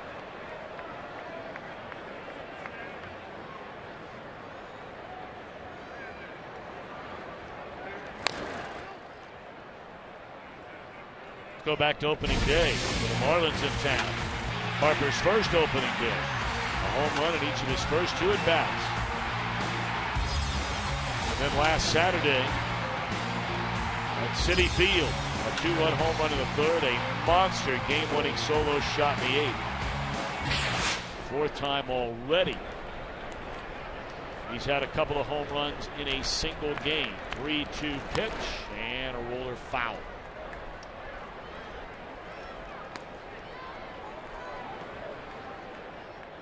I mean, Eric, even for a guy like you to play, 15 years in the big leagues, are you amazed? Not the talent, not that, but to be 20 years old and knowing sort of the grind you were just talking about a moment ago. 20 years old. No, it's a joke. I mean, 20 years old, just from a maturity standpoint, to deal with all the variables, forget just playing the game, and to have the success that he's had, to be able to deal with it at a level that you got 5, 6, 7 years in the big leagues before you could do things that Bryce Harper's doing right now. I mean, there aren't many guys. They're a handful, but, you know, doing these games on Saturday, coming in Friday, and standing by the cage and watching BP. I mean, I find myself standing watching as a fan, just in awe. And you know, look, I've played the game. I'm not in awe of a lot of guys, but Harper, wow.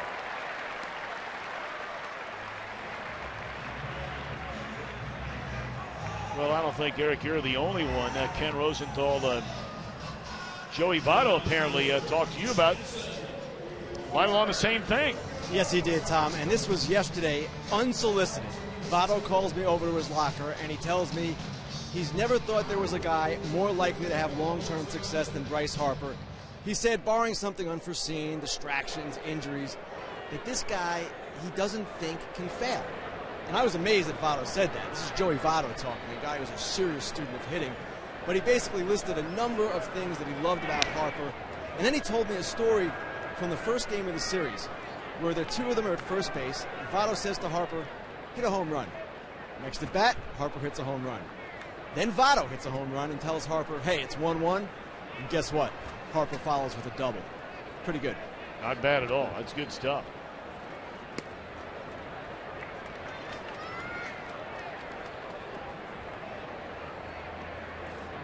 Now, you hear that story, and Eric, I'm no different than you are. I mean, I am a fan first, going back to when you're a little kid. And I think it's important at times, even in our job, to think like a fan. And I got to be honest with you. I hear a story like that, and if I'm a Reds fan, and I hear my player say to another player on another team, I go hit a home run. You know what the fan at home is saying. Now, we understand how I think some of the inside of baseball works, and Votto certainly wasn't hoping that Bryce, but you know what I'm getting at here. When you're a fan, their initial reaction to a conversation like that sometimes might be, I don't understand that. Right, again, we don't know what the situation was. Sure. We don't know what the score of the game, all those sorts of things. Look at Joey Votto is out there trying to win every single game and doing everything he can for the Reds to come out on top. But again, as you mentioned, I think before any of us that work in this game, whether it's covering the game, the trucks on the field, all that sort of thing, we're fans first. We are fans. We appreciate talent. We appreciate achievement. We appreciate effort. And I know as a player, there were many times that, I'd be upset that we lost, but I'd marvel at what somebody on the other side did. And Simon might be starting to run out of gas here a little bit. He's working, as we mentioned, in his third inning. He's thrown over 50 pitches. The Reds have the rookie right-hander J.J. Hoover throwing in their bullpen, as Simon has walked consecutive batters with one out here in the sixth.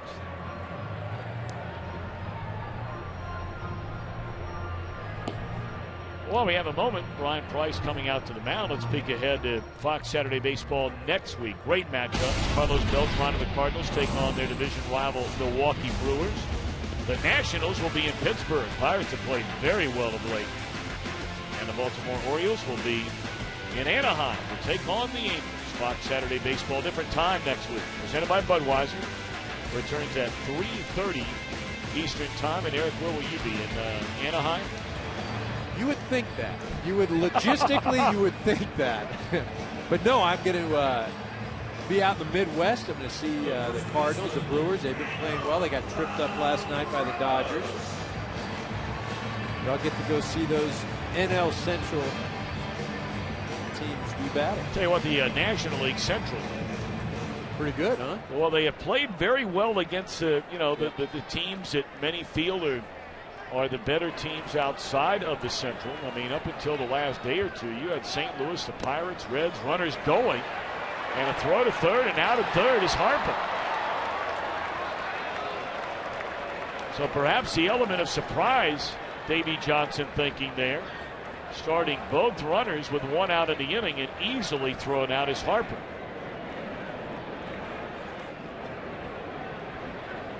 Yeah, I'm not so sure that Davey did that. I'm thinking Bryce Harper's out there. He's probably got the green light, and He's thinking maybe he can, the element of surprise, as you mentioned. Just not sure why Davey would put that on with the left-handed hitter. Well, it's LaRoche who hits a roller to the shortstop. So after the visit, they get a couple of quick outs to end the inning. Go to the 7th. We're back to D.C. after a word from your local Fox station.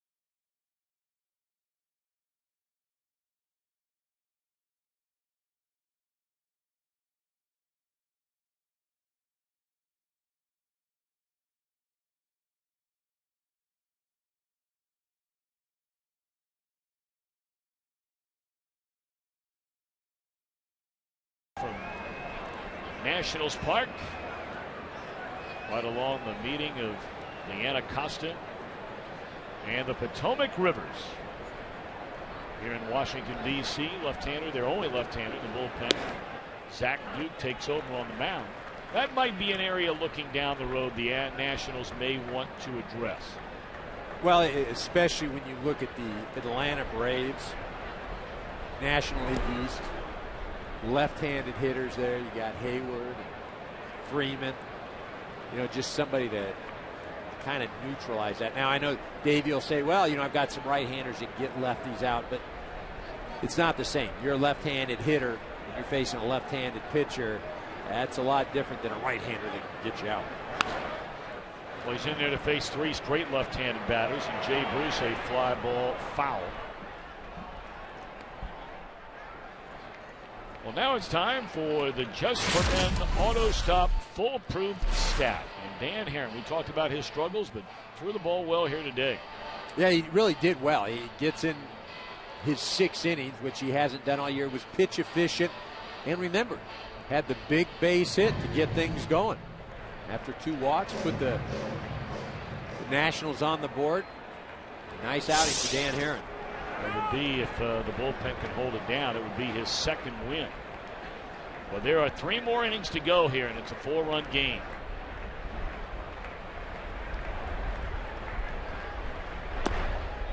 Two and 2 to Jay Bruce, who is fouled out to the catcher and looked at strike 3 in the 4th inning.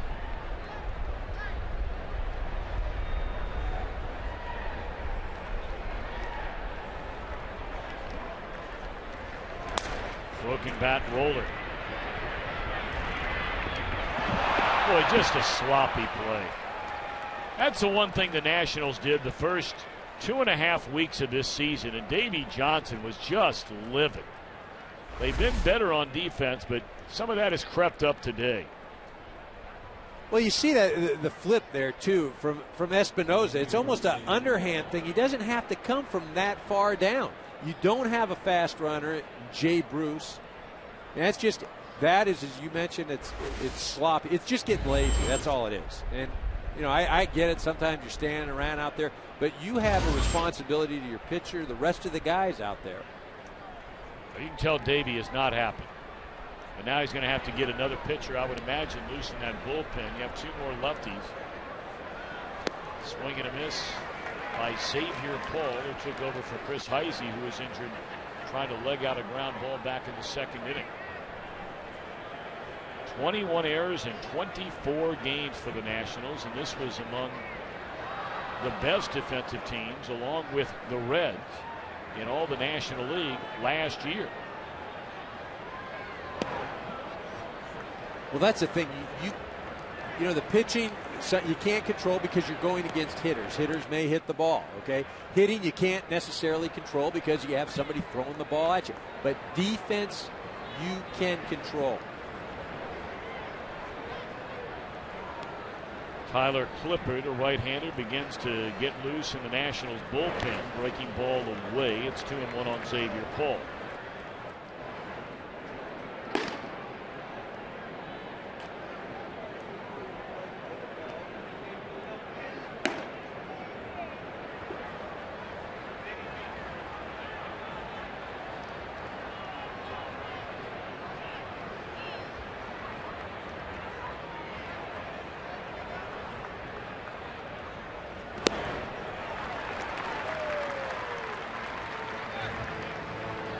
Zach Duke ran that one up pretty well, 90 miles an hour with some movement. Duke, for a number of years, the overwhelming majority of his career, of course, a starting pitcher. Most of those starts in a Pittsburgh Pirates uniform.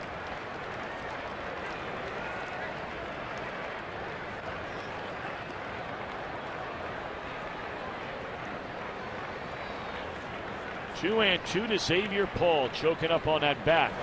And started 2 and laid off a breaking ball to run the count full.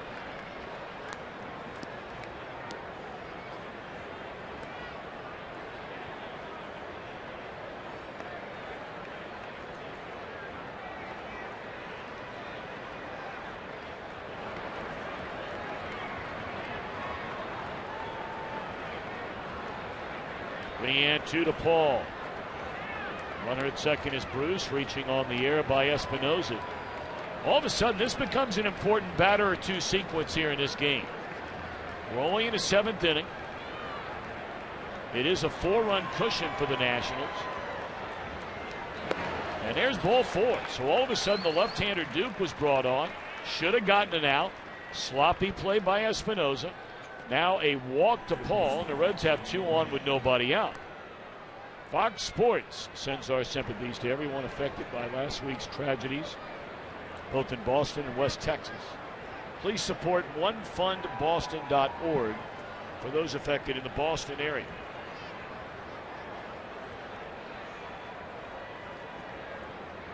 See Davey trying to buy some time. Wants Kurt Suzuki to go out there, talk to the pitcher.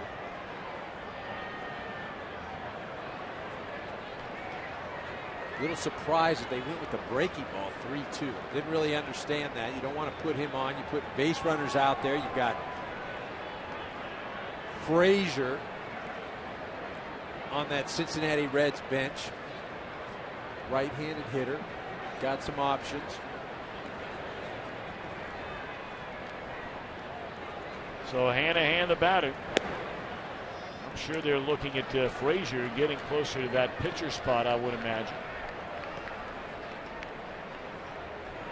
Clippard, one would assume, is ready to go. He's been throwing ever since the leadoff man reached, and Paul had an extended at bat before drawing the walk.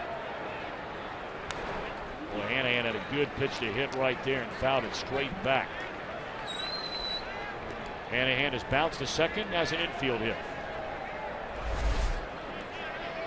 You see this one, a fastball up, big part of the plate there. Mentioned Hanahan, a great cut.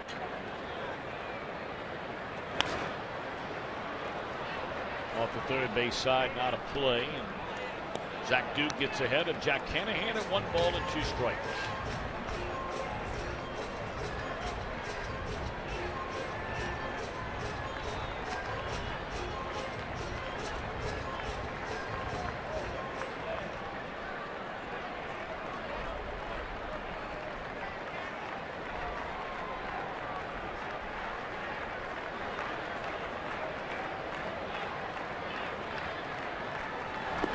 Struck him out on a breaking ball. That's out number 1 in the inning.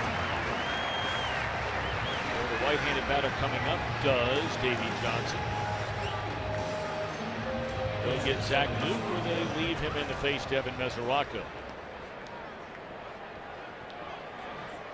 Well, I think he leaves him in to face a young hitter.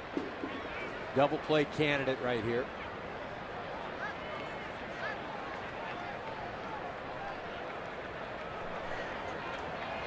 Mesoraco only 10 at bats with runners in scoring position. Hits in 2 of those 10, and it's fouled away for strike 1. He's 0 for 2 overall in the game today. Number 1 pick, Devin Mesoraco out of Punxsutawney, Pennsylvania. He said only one time did he go to see if Punxsutawney Phil would tell us whether it's a long winter or an early spring. He said, but even at his age now, he can't believe how many people come into town for about 36 hours and then disappear almost overnight. You ever done that?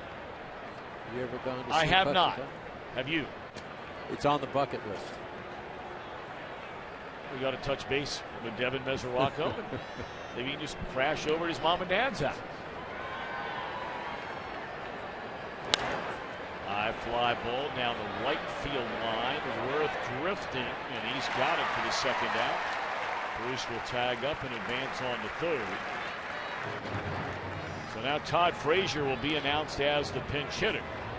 And Davey Johnson standing, waiting for Frazier to be announced. Now, I would think this would be the point where you go to the bullpen here. Because one swing of the bat, I've seen the power that Frazier has. One swing of the bat makes it a 1-run ball game possible. You know, many may remember that according to the writers, as here comes Davey Johnson. And he is called for Clippard out of the bullpen.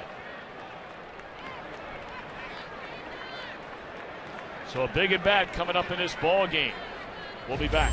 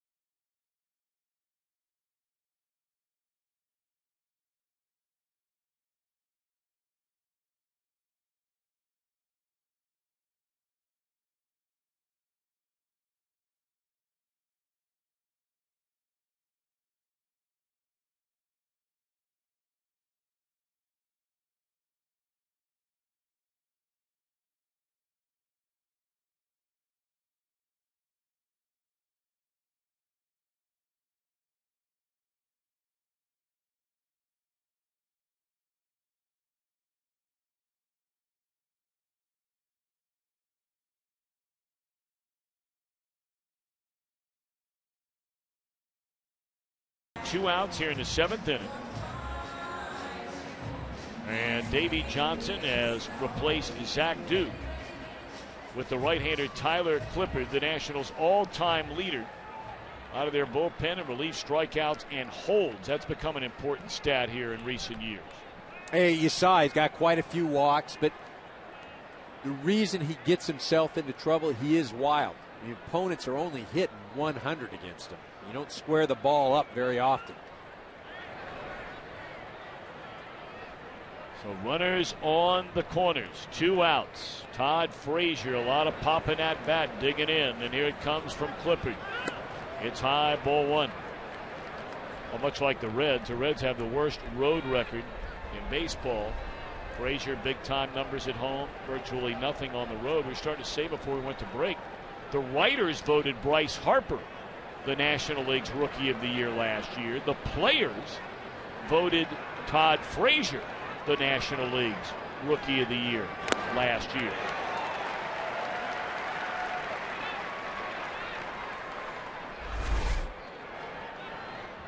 You watch that ball, velocity, movement. As I mentioned, Clippard just really hard to square up. He's the type of guy that you've got to go up and just try to take a short, easy swing. Try and put the barrel on the ball. You're up there trying to launch, you're going to have a lot of trouble.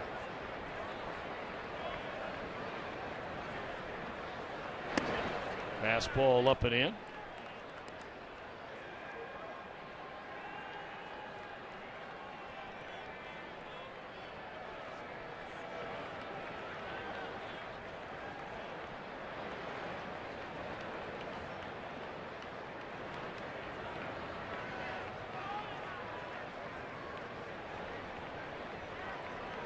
Runners on the corners with 2 out. 2 and 1 to Frazier.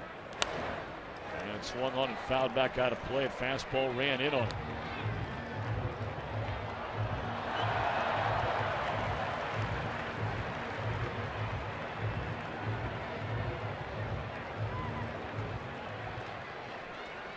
No action in the Nationals bullpen with 2 outs, 2 on, and a 4-run lead here in the 7th.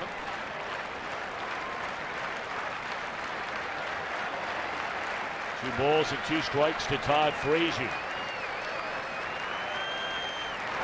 And there's a base hit into left field. A 2-out run scoring single by Frazier will score Jay Bruce, and now the Reds within 3. And Shin-Soo Choo coming up, who homered his last time up, representing the tying run at the plate.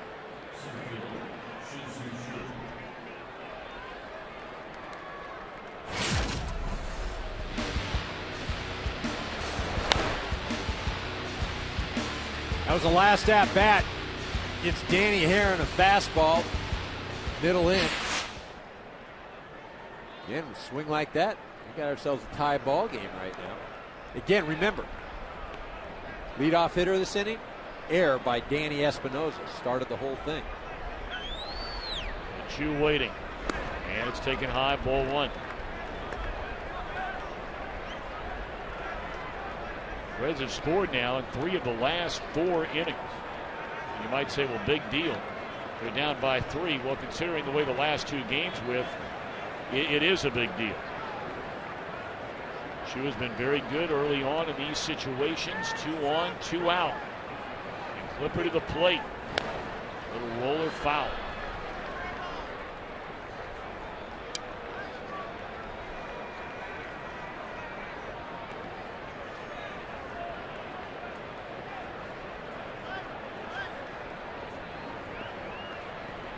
So Duke is charged with the run, even though it is an unearned run because of that error by Espinosa to begin the inning.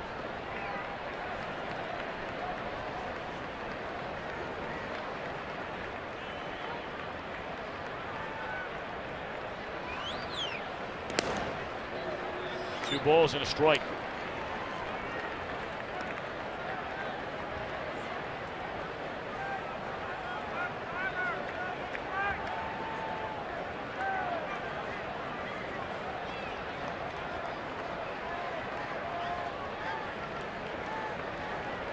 Paul, the runner at second. Frazier, a run-scoring single, leads over at first. 2-1 to CIN Chu, and now it's 3-1. When we talked about, Clippard gets himself into trouble because he's not around the plate. I should say he's not on the plate. Had trouble with walks. Kurt Suzuki out there trying to calm him down. You know, the other thing, too, when you're not throwing strikes, put your defense to sleep. Clippard's very deliberate out there. Ball one, strike one, strike two, ball two, and defensively, you just get lethargic. Big pitch here, 3-1 to Chu. And it's inside, ball four, and the bases are loaded for Zach Kozar.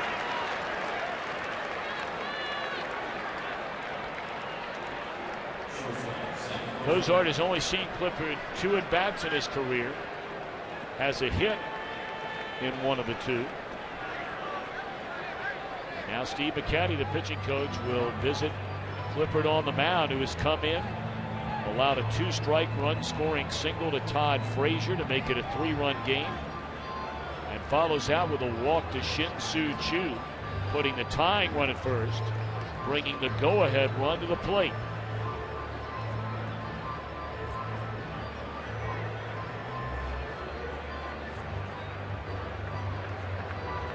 Zach Kozar, 3 for 25 coming in today with runners in scoring position. Not very good, but this is, this is where you go back. Ryan Ludwig, okay, he's out. Obviously an RBI guy, a big cog in the lineup. But what that's done is that's changed where guys hit in the lineup. Kozar would not normally be hitting second for this ball club, but because you have to move Phillips around and all these other things, you find Kozar hitting second. Ball one. You've got Joey Votto standing in the on-deck circle. This has a chance to be maybe the single biggest at bat in this game. Reds have a tying run at first, 2 outs in the inning. Nationals with a 3-run lead. And Kozart waiting on the 1-0. And that is hit hard in the deep left center field, and Span will run it down to end the inning. Hit right on the button by Kozart, but the Reds will leave him loaded. And a 3-run Nationals lead.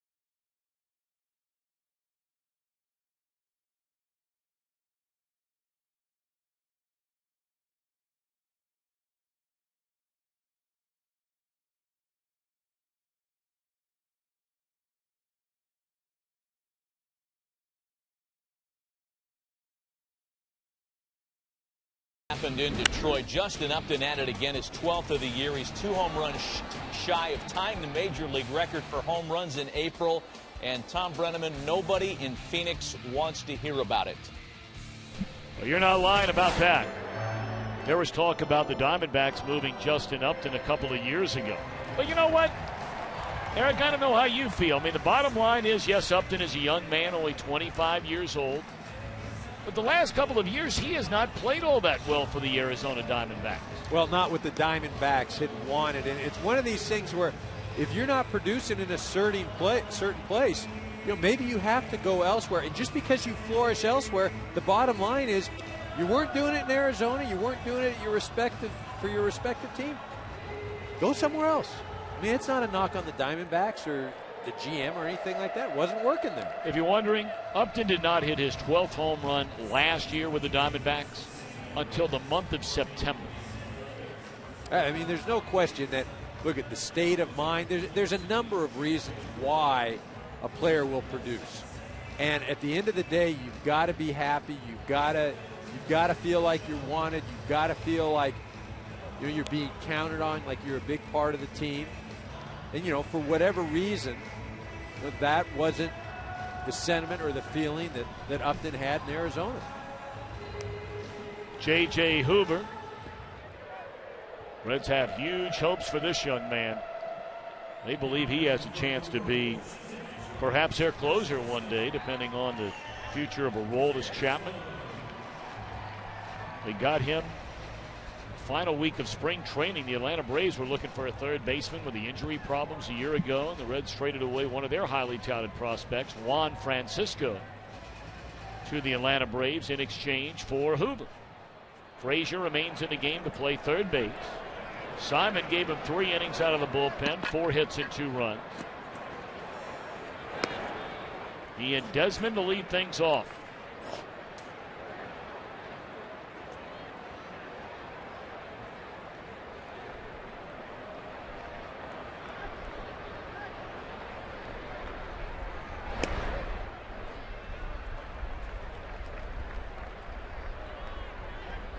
Desmond has walked, scored, knocked in a run with a single, and struck out.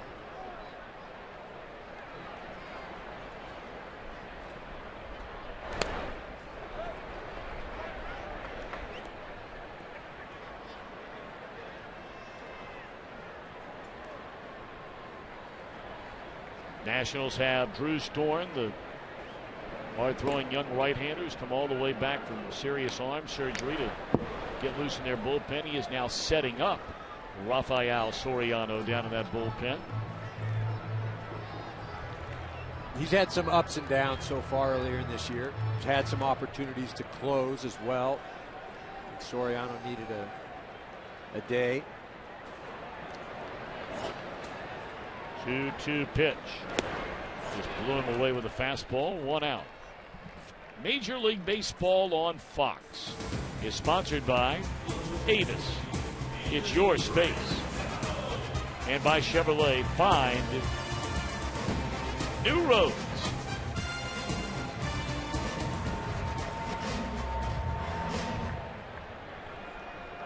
Of course, you hear that NFL on Fox music, and that NFL draft still ongoing. 1 more day to go of it.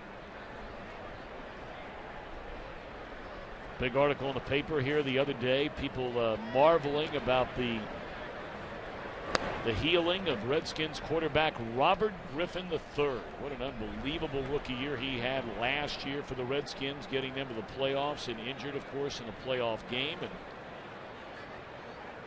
on the other side of it all, for Cincinnati, the Bengals have been in the playoffs in each of the last 2 years. Swinging a foul ball back out of play.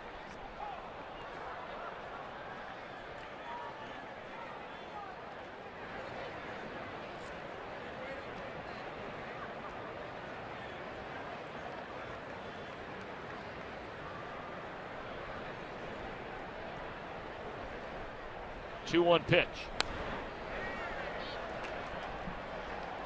Been a good day for Rendon. Walk, a run scored. He struck out his next time up and had a single to right center. Hit a ball very hard into right center his last time up in the fifth.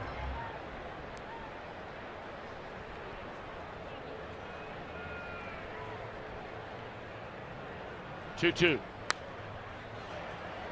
Swung on and fouled back out of play. Well, you heard from Ryan Zimmerman. He was with us earlier, Ken Rosenthal, and hopes to go out on rehab this week. Right, Tom, and he's expecting to come back on Friday, at which point Anthony Rendon will be demoted. But one of the big questions with the Nationals right now is not Ryan Zimmerman's hamstring. That's the injury that has him on the DL. The question is with his shoulder, and will he throw again the way he once did? 4 errors early in the season raised a lot of questions among rival scouts and executives. And really, Zimmerman, when you talk to him about it, says he's just recovering, he's going to be okay. He's actually excited about the way the shoulder feels. Well, that's very important news for Nationals fans because you have that shoulder surgery. I mean, Kenny, the other day there was an article written here that went as far as to say, you know, with Rendon coming up, asking the question, is it how far into the future before you would consider Rendon as your third base guy and moving Zimmerman to first base? Well, again, Zimmerman, by the way he plays, will tell you that. And, you know, as long as he feels like he's improving, as long as, you know, physically and mentally he feels like he's making strides in the right direction, you know, I think he'll be fine. Yep. Well, he's excited, obviously, about starting that rehabilitation assignment in the minor leagues. He said this week on Tuesday and hopes to be back with the Major League club when they are in Pittsburgh on Friday. 2 down against Tuber, and it's 0-2 on Kurt Suzuki. One problem with Ryan Zimmerman and the idea of moving him to another position at some point is something you mentioned earlier, Tom. Adam Roach is signed to a 2-year deal. And when they signed him to that deal, one of the concerns was, well, we lose the flexibility to play Rendon at third, move Zimmerman to first. And really, right now, this is the way they have to go, unless at some point they traded LaRoche, but I don't see that happening anytime soon. On the ground to Phillips, down on one knee to make sure, and the inning is over. So 1-2-3 for Hoover. Reds right back to the plate with Votto leading it off. Down 3.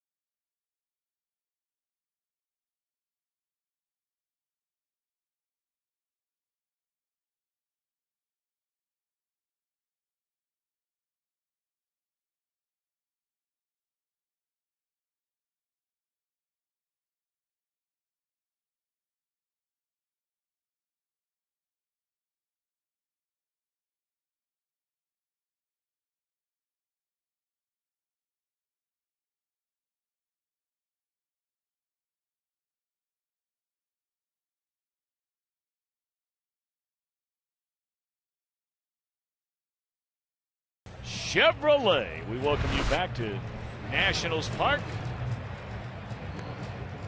And you brought up earlier, I mean, this young man, talented, grew up not too far from Cincinnati, in fact, in Indianapolis.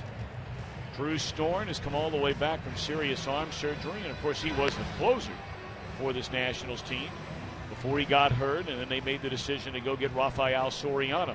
Well, in being in this 8th inning spot, the one thing that pitching in the 8th as opposed to the 9th, the difference, the adrenaline rush. And you don't have that pitching in the 8th. You've got to manufacture that. At least in the 9th, you're coming out, you got the music going, you're closing out the game. And adrenaline is very important for a lot of guys, and very important for a guy like Drew Storn. Storn has given up runs in 4 of his 8 outings so far this year. And you see the league hitting a whopping .342 against him. But the 8th inning belongs to him today, and he has a 3-run lead. Well, and for me, this is really the save inning. This is the game right here. You got Votto, Phillips, and Bruce. Well, that was a huge out on that rocket hit by Cozart to end the last Cincinnati inning. Well, it really had. You know, if you look at this game, you know, there's been some hitting, you know, some defense, the pitching. But for me, Denard Span has made 2 great plays in the outfield. He ran down a ball that Votto hit up, would have been off the top of the wall, would have been a double. And then that last one against Zach Cozart. He doesn't make those 2 plays. We might be looking at a Reds lead right now. Now Votto's shot into left center field came with a man aboard. Yep. And there was nobody out in the inning when he hit that ball. And then the great jump on the liner by Cozart. And they had him play perfectly there. Ground ball basically that was destined for center field. And here are the 2 plays Eric just talked about. This is actually the last one he made, leaving the bases loaded. Yeah, Zach Cozart hit a rocket. And really from up here, I thought it was going to get down when it first came off the bat. Denard Span hustled over there, and that's the happiest guy on the field right there, Danny Espinosa. The reason being, he made an error on a routine ball that Jay Bruce hit to start the inning.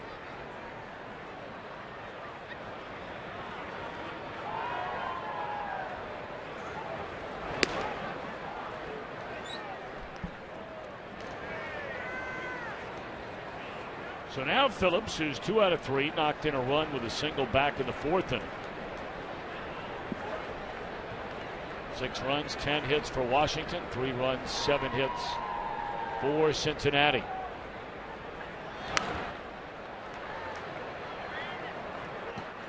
Brandon Phillips once more, some of our Fox sounds of the game. Hey, when you hitting, do you put majority of your weight on the back leg or what? You don't? You just up there swinging that thing. Right. Because you look like you're on every pitch, even when the ball's out of the zone and everything. Right. I feel you on that. About as simple as it gets right there from Bryce Harper. Maybe an insider baseball term, but those who follow the game just trying to barrel it up. Barrel the bat of the ball. This is barreling it up right here. You see, tucking that elbow, stays behind the front leg. Great rotation.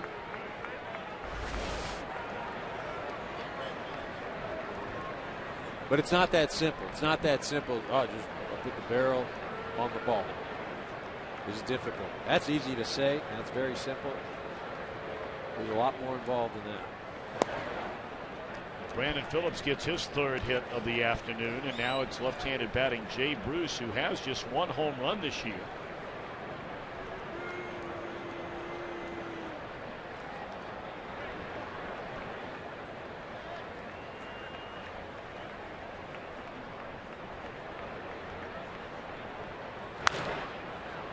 Tardy on a fastball, and it's out of play. Bruce hit 34 home runs last year and drove in 99 runs. He is still only 25 years old, a 2-time National League All-Star. Believe it or not, he is the first player in Major League history to hit at least 20 home runs as a rookie and then increase on that number in each of his next 4 years in the major league. It's pretty impressive. And there's a base hit into left field. Well, all of a sudden, this Cincinnati team had one hit in each of the last 2 games. Starting to collect base hits here over these last 4+ innings. We invite you to celebrate the craft of baseball for your chance to win a Chevrolet Impala and a trip to the Major League Baseball All-Star Game.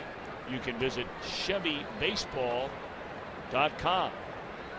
Tying run once more comes to the plate for the Reds. You said you thought this might be the save inning, Eric Karros. Yeah, Storn's gotten himself into trouble. What he's also doing, though, is enabling the Reds to turn over the lineup for that last inning. And you remember Todd Frazier hitting in that 9th spot now. Well, right now they're in the 6th hole.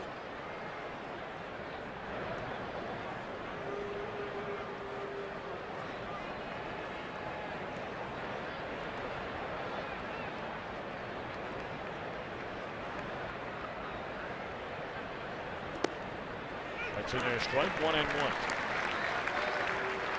The Reds have Cesar Izturis standing in the on-deck circle. Yeah, the pitcher spot due up next.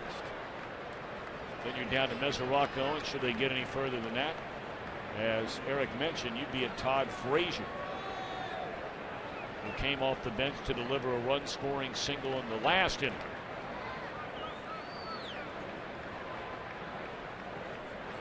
Two on and one out. Hot smash, but right at the shortstop. Tell you what, Espinosa. Got a feeling that young man might be hearing it from his manager or somebody later. He's very lucky he didn't throw that ball in the stands. It's a double play to end the inning.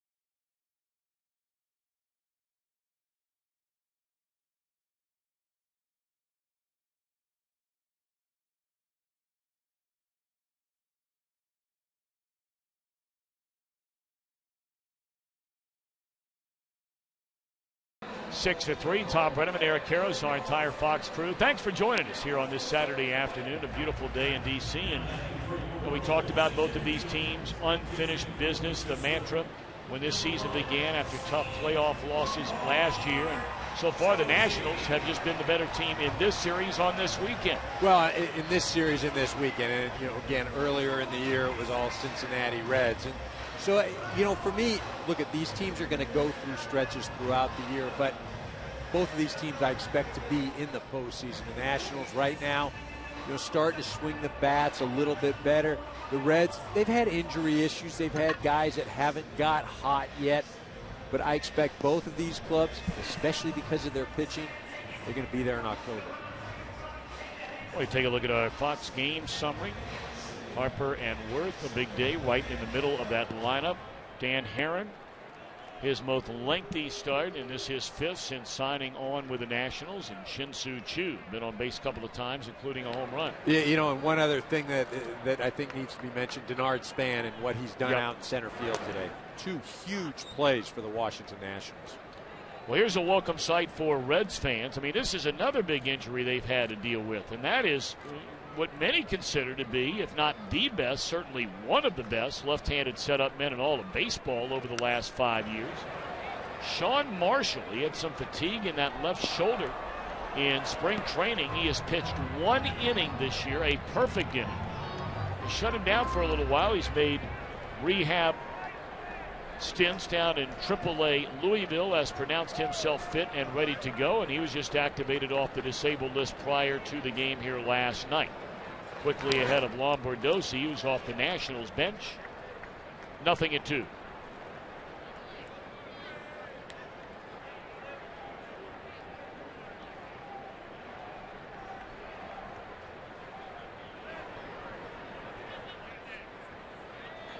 Where Cincinnati had the #1 ranked bullpen in virtually every major category going back a season ago, and Marshall is a guy who's right in the middle of all that. He just blows away Lombardozzi.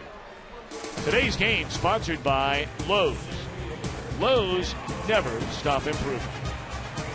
And by Budweiser, the official beer of Major League Baseball. Great times are waiting. Grab some Buds.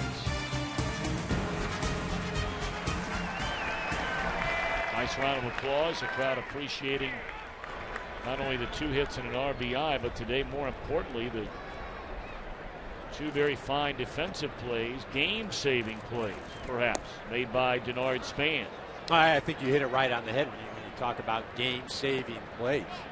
Joey Votto hits that ball to the wall. He runs it down, climbs the fence, makes a great catch. And with a runner on, nobody out, and then, of course, running down that liner in the gap that Zach Cozart hit with the bases loaded.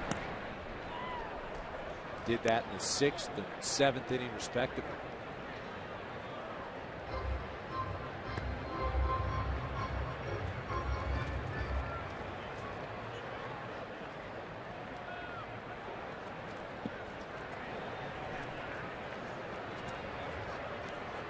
One and fouled off out of play. Well, the RBI, we start with the offense. 2-out run scoring single back in the 2nd inning, putting the Nationals up 2-0. Then a leaping grab to take away extra bases from Votto with the bases loaded in the 7th. Ran down that ball. The Burger King plays of the game, brought to you by Burger King, where taste is king. You eat at Burger King? I do. I was getting ready to say that sounds pretty good right now. Nice Whopper with cheese. A milkshake, some fries, onion rings. Oh, do it. That's what I'm talking about.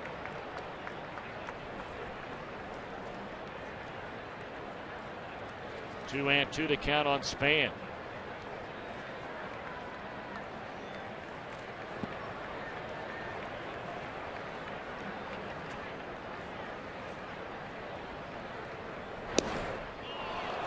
Two out. That swing just, that had what we like to call, that's an underwater swing. Looks like you're swinging in the pool. Just real like, hey, slow. And look at this. He's going to get some ribbing for that. You ever had a teammate refer to you when you come back to the dugout as the Aquaman with an underwater swing? No. Oh, boy. I've been there, though, before. Oh, man. That's all right, though, when you made two great catches, a couple hits.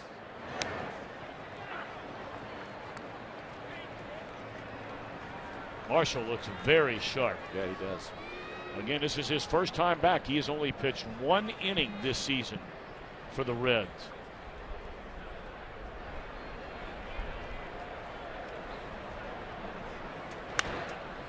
That's in the air.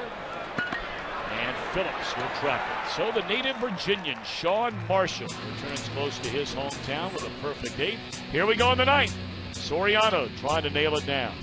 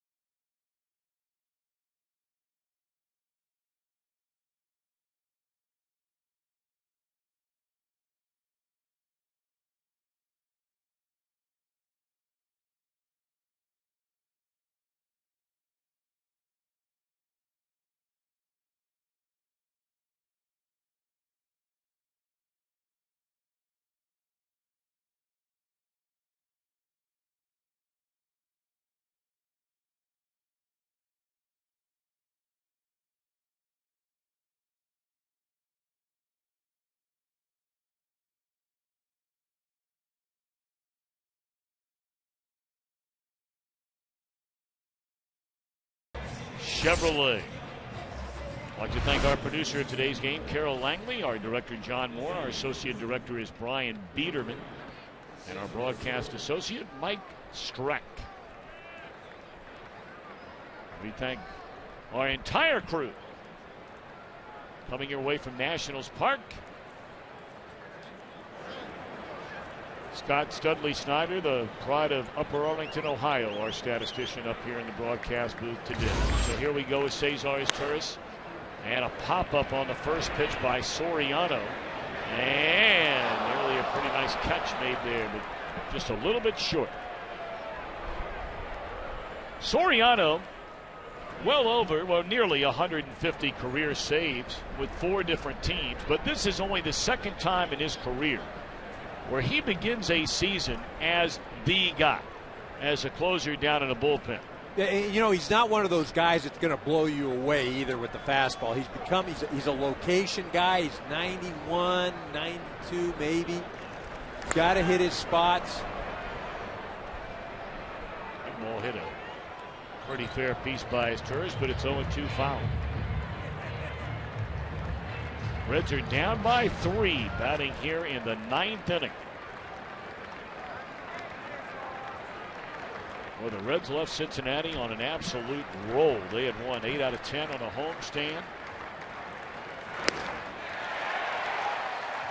But they are 2 outs away now of losing 3 in a row to begin this road trip, and would slip to 1-8 on the road this season. While at the MLB Fan Cave, Orioles' Chris Davis and Darren O'Day took part in a Fan Cave video shot, 1930s newsreel style. You can check out other great Fan Cave videos. Just check it out.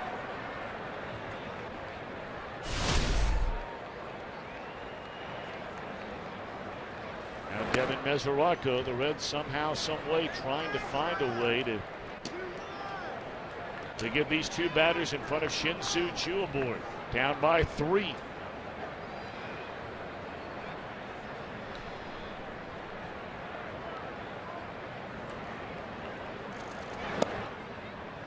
1-1 to Mesoraco, hitless in 3 at-bats.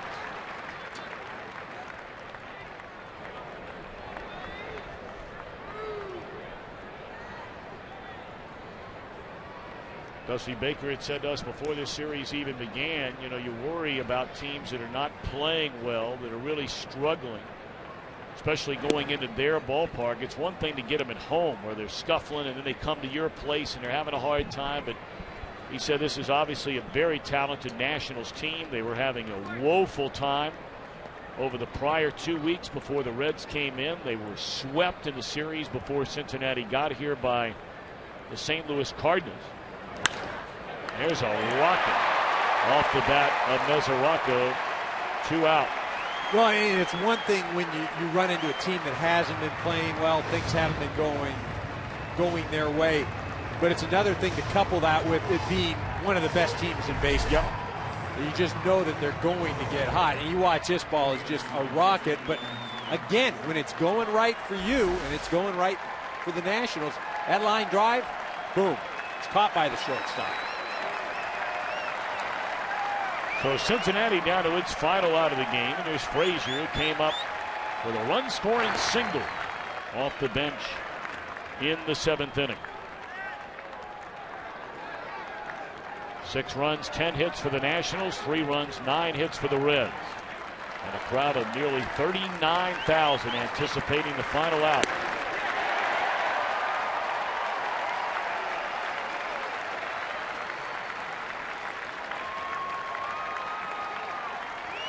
Aaron, the pitcher of record for Washington, Leak for Cincinnati.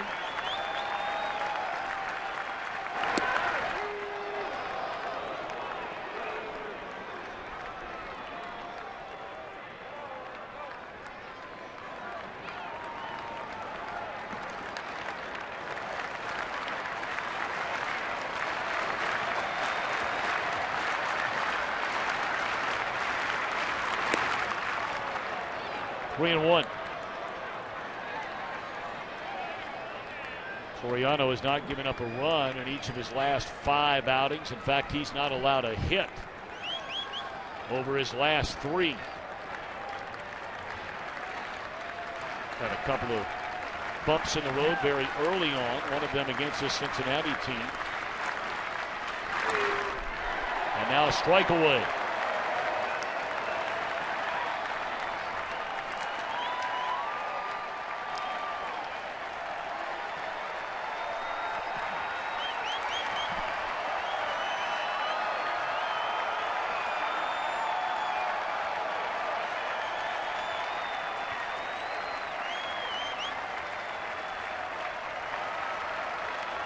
That'll do it.